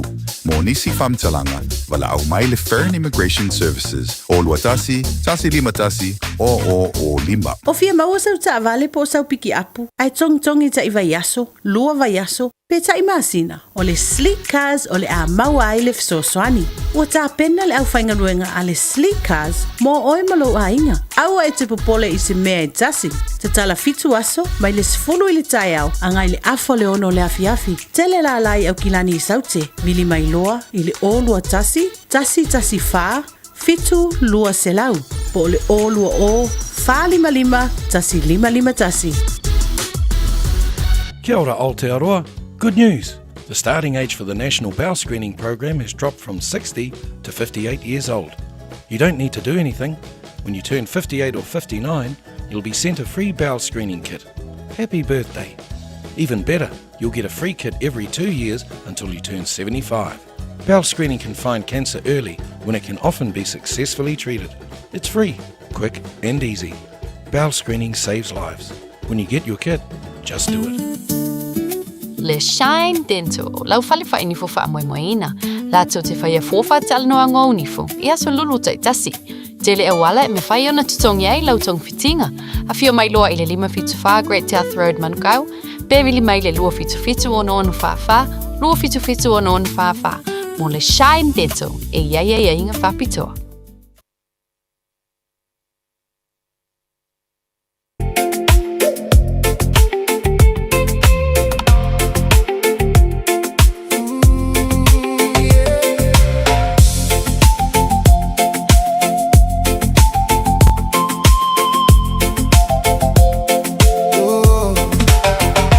Faatali mai se tatala no, ma se ie tau mai au lo I goa, te filoa. Oh yeah. Ua leva ona u fia fai atu, ai fai gata tele ia te a una yo umanatu. Oh, ona one tele lava o si oma, na ala ai na ona na olo alofa. Oh yeah. Telefonia te a uai o uvili atu.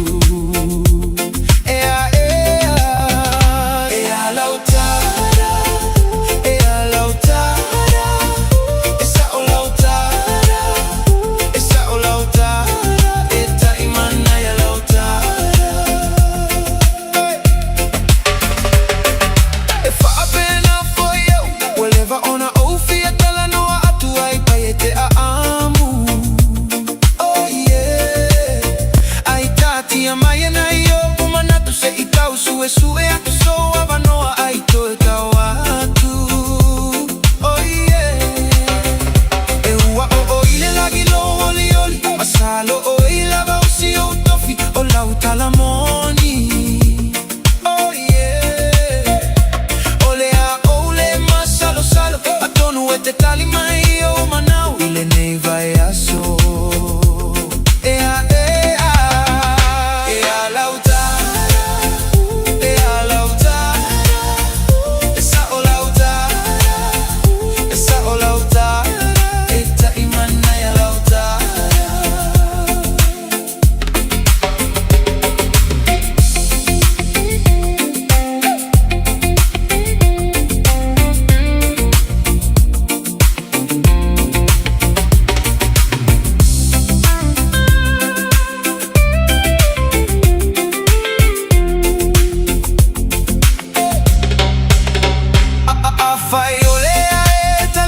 Teleto laula petoi no pia ole ata atia.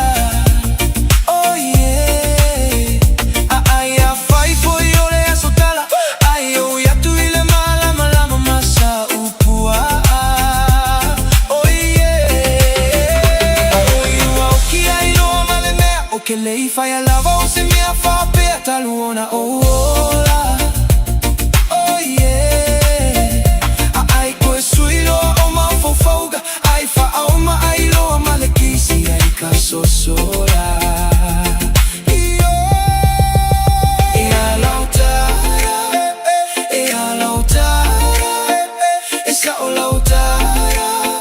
Esa o lautara, eta imana ya lautara. Ya lautara, ya lautara, ya lautara. Esa o lautara, eta imana ya lautara.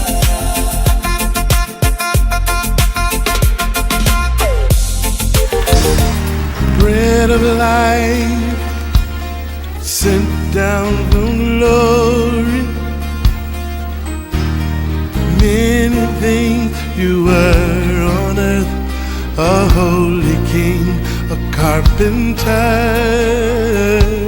but you are the living word. Say it now. Come on.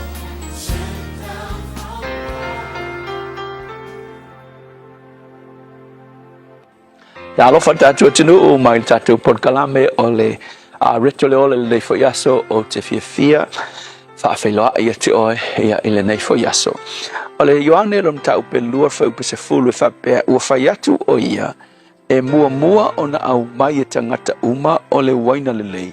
Pe a tele fo i le inu i ai o tangata o na au mai ai lea o le waina le anga. A ua e tuu e oe le waina le lei ua o mai i le nei tu waso. A le upu mo o le aso le nei whapea i le tua o le mea sili e muli mai. O le mea maa nei ale i mea le tua o le mea sili o na matango fie e wha muli mai. O le tala i le whaipoiponga fo le na whaia i kana laia sa ia Yesu. Ia o le tala maasani na alu uma i le waina. Ia o na whaia le Yesu le wawenga le na ia wha liu waina ina ai. Ia meo vai maa fo ia vai sai te tono o vai maa e ono ia ua umai fonga la ua tofo atu le pule o tau sama angana te le lopo whenga mai le uenga muli lea e tofo sole makaukia le mana ia le la ila na tala fai mai sole o paki uma e mua mai le waina le lei ai a kere lo le inu tangata fo le mafiafia ia whaasau lo le wainga le anga wala kule koiloa a le nei aso malingi paki sole ua e tu ua le wainga sili na mana ia ua muli mai e o mai i le so le la ia i le mawhauwhaunga o le nei aso au e loa la le tu e whapena e fōringa mai e whaui o i whaingata mea whaingaka ai muli mai o mea matango fie o satani la e se satani e masania e mua mai ia ni mea le lei lau wa ai le lei i o langona o ni mea sili mamana naia peitai o le unga e le te le mautonu ai ia ma le whaalu maina ia mangi mea fo e pie le mai a ona whai apolo misi mai nei satani e te oeni mea ma e mawhau ia e maou langona e ke whaalunga kua ma ngaia peitai i le unga e te whaanoa noa ia male i ulelei. E kei pefo lea e ke waai a kui mea o le o langal nei matua matango fie i lau waai o langona le lei i le amatanga e ke ko singa i ke kango e whai se mea ma i lou manatu o se mea mana ia ai umai fonga o le whaanoa noa. Ongo satani whapena ngā ke fola mai, ngā ke whaau sofia langona le lei e te oe, e ke whaia se mea, tusa po se mea le tonu, ai le unga o le whaanoa noa. Vai whailana mele na whai ia Yesu, na alu whaau so Yesu, me whai le whaatolu na whaau so Yesu, le sila na whaau so whai mai, ua ia ave ia Yesu i lunga le mau, ua whaamata Yesu i malo o le laulangi. Fai mai lo malantala Yesu a e ifo mai ia kia kei mialangi kia watu ia te oe malo anulangi mai langa me fai ole kei mialangi ke fai aloa e fiafia a ole ungala e rei fai a Yesu wa foi na sila fia Yesu ile unga o le faalu mainga male pelo ngia satani o lo kau mafai mai ai vai foi le wi fa mau o fa fa te tainga ile amatanga a sauni o ia e al watu le lalolangi matu ualo na tamamalo na ai o langona mana na ia uma o mai ia te langona fia langona fia ka langonga fia alu le lalolangi fia eva ile me male me ai ala le unga e o foi le unga faalu mainga makwa mawalalo me na o iai pata te lola le tua asa uni le tua e fa manuia ia te oe ia na te a mata oe i lo itau ma me whaingata a tonu e te le fia iai fate te inga o Iosefa na a mata i le anga ina a whena whai ua na a mata i le anga ina a wel whal pui e whai uvea whai u e vea ma pale mia o le malo o ai kupito ia o le tamo Mose o Mose foi a sa ungi le tu e fai matai ia sa ave le tua me whaingata leo ma moe i le fast food tau sanga i le vau ai muli ane ua whai matai o Israel ia o le tama foi le o Tavita a sa uni foi le tu e tu i le no foa li o Israel sa tuli loa e saulo i le vau ai muli ane ia ua tu foi le tua e lunga o le nofo ali'i o Israel so o le sona la mo o le aso le nei a fai o iai ni mea whaingata e ui ai ma fau i ala o le tua always lava o le tua na ke whaaui ma whaatanga whaingata ma whaafita uli e te ui ai ina ia saunia oe mo mea le lei o lo anga i mai sakangi e waku mea whaingofie me bea ma nei e lawa ai e se e ai a le unga o le pangatia ia fesoasoani le tua ia te oe le nei aso o a mea o e ui ai o no sai ma ia iloa o lo whaasauni o e le tua i mea muli matangofie o lo anga i mai le tua so se tasi o struggle o na o mea o lo ui e ilo na o langa ia iloa e ia i mea le lei o lo anga i mai tai whamanuia ia te ia amen.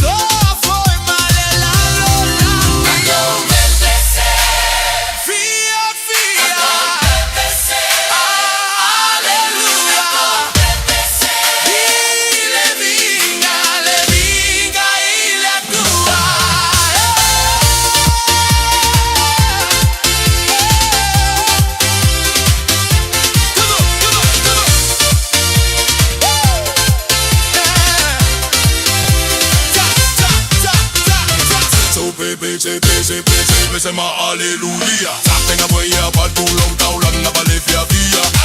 Mama ya yo lima, mama ya yo bai. Dung bai fa mana ya ma bai sau lo to lau vilina. Au siva ide. Pakalo na me o mane wa bai yo ma vili. Ole ba ora, oye fai ba venga. O me fai ma dama ya te se va la.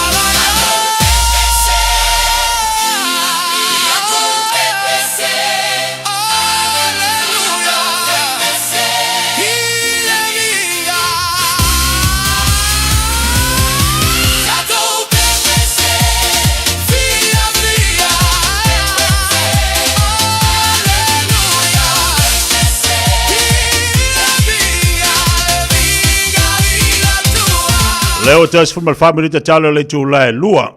Ma tango fil fa sola reto le mo tatou. Tatu pepese la ia ma tatu Fiafia ma ave vi inga ile tua o avando tatu te falangolongo ile na fiong pa ia. Ia fa so fo le tatu proclame mo tatou o si tau maftanga falanganga le mo tatou u malama ile ne yaso. A ua yo tatu falangolongo le upo le tua e fanga ina ilu tatu wola falanganga. Awa le leina fa fanga le tatu wola falanganga. Wa fo ila mai le ia le li o langi mana u falfana e tau mawhai le peti lu tātou wala le mawhai ona manu maloina tātou le tai manu maloina le li o langi o tātou tangata aisea whātu muina tātou wala upo le tua tātou te sabavali ma teu le afionga le li o tātou loto whai lea ma soani le tātou fōlaunga o le taimi neu tawa vai oka te le o whawhita auli te le meo lo anga i mai e ngata i te tono tātou wahinga te le o tono ngā ruenga ma so se vaenga lo langi le nei o lo tātou lolo o anga i mai eile li o lo langi tātou la tātou wha malosi tātou mātala i so se taimi ia ma tātou o sai ma tātou wha malosi tau lo tātou wa i le li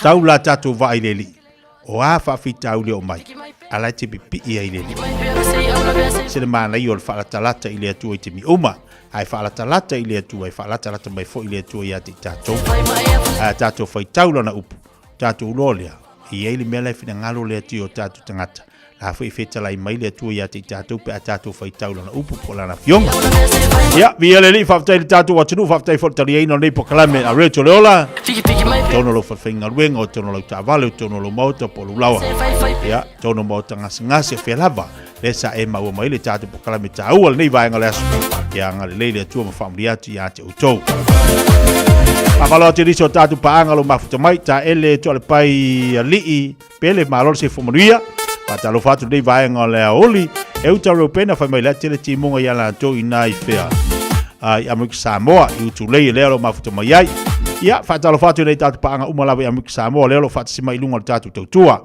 fa malo atu ia lua tolu va fusuanga fa fatele mafuta mai le nei fo ia oli ia ma niso tātou paanga Malin fonoti fatalo fatu fatale mafuta mai malole on sai malo fo le fengai manga duenga te mali kipsen fatale mafuta mai ya anga le fo le tu tu te manga luenga lo fengai ma auto tali tu le luar se atu fo lo tatu fo le to fa ya fonga mo se mon francisione awal fa o wino tatu proclame ai au talonga au talonga al maroons male au malo se New South Wales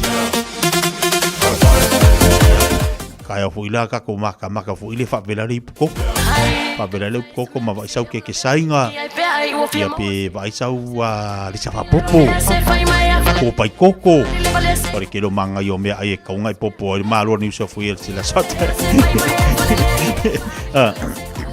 tayau talonga ia tap ile ia wo fiki le anga yesi ainga e se meta po ai ti na malan fa na e se fo au tapo ai el tamama na fana e fo ila isi talonga e se meta po ile fana e se meta po ai el matua e ala kai mi fo ile ka ke va vai ko isi ai sorry ma kwa vesi ma ya kwa vesi i fa o ia isi ai ngo ma kwa ya ile ya tap po ile e tap po ile tatu le aso ata ya o tatu te popoli e uma o kama ia su e mai e sengida ko ya ko su ka ko ngaruenga uma ka ko su me ka ko pe ka ko ya talonga le aso ata ya talonga la le so tayo e so le lua ni so fuies ya talanga mo dia puli ale malung sla tu ye pu Fiafia Mai afia malo ya malo la ko al talonga tayo ya ka ko kalonga fu le so ka ya kalonga ka ya fa ko so le po Fiki mai pe se ya ngana talonga le ki fa ko wi malo ni so fuies sai foi la ka po ai mal au lango maroons ya i fa pia e aku o mainga mako mo moela ia le kasi mako ya ai le ka ko pe mari si duo dia ya o aria ka ya o ya mako ngofo mako ai ai pia ku fa ngongo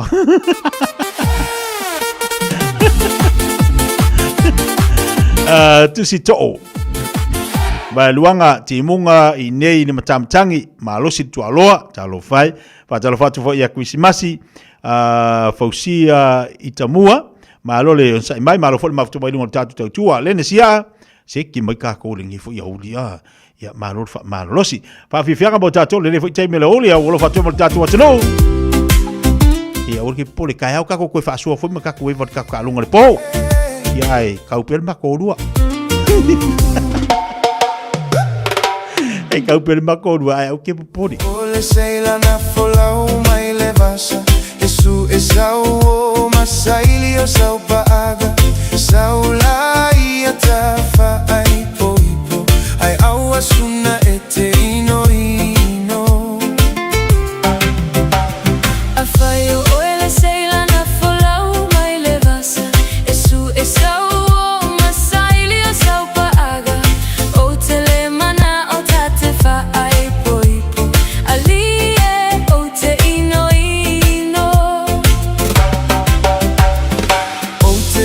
tua oni moa manipua fafai mai talo olo umanga saulai atafa ai poipo ai aua suna ete ino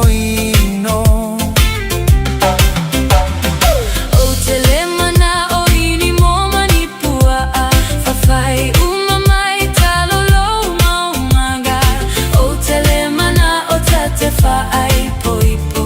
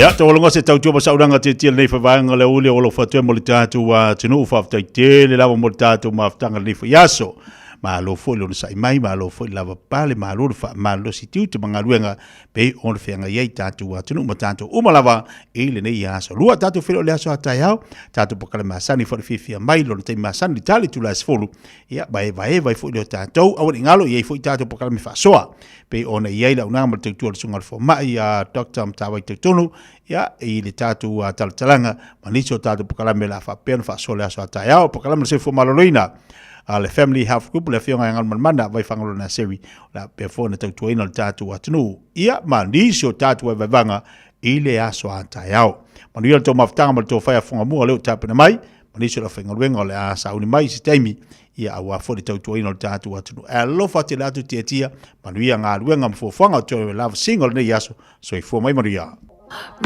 Radio Samoa. Taslima iwatolu. Amo.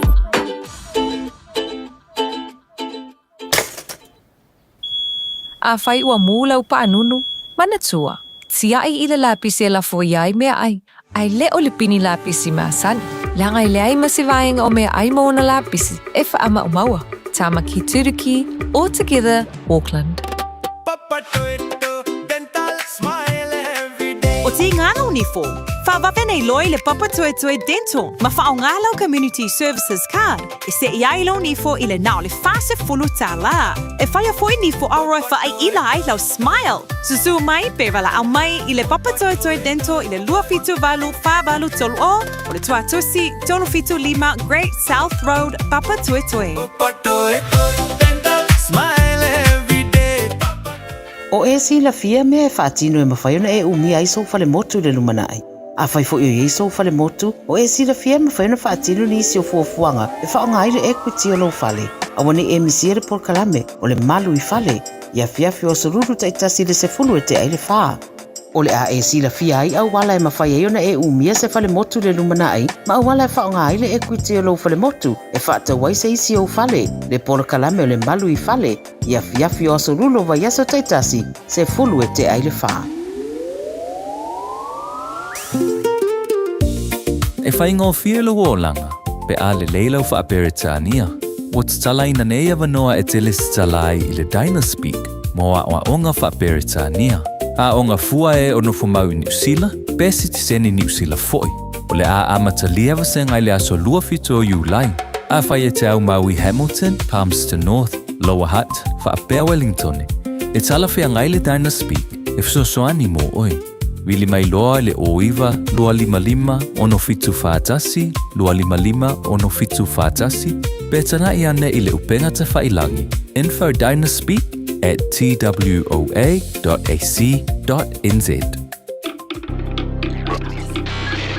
Tasilima iwatolu amo. Radio Samoa. O oi watasi ilo ufatu. Na forma ya wa te alu. Fiafia Mai puta ma oi. Ya so uma.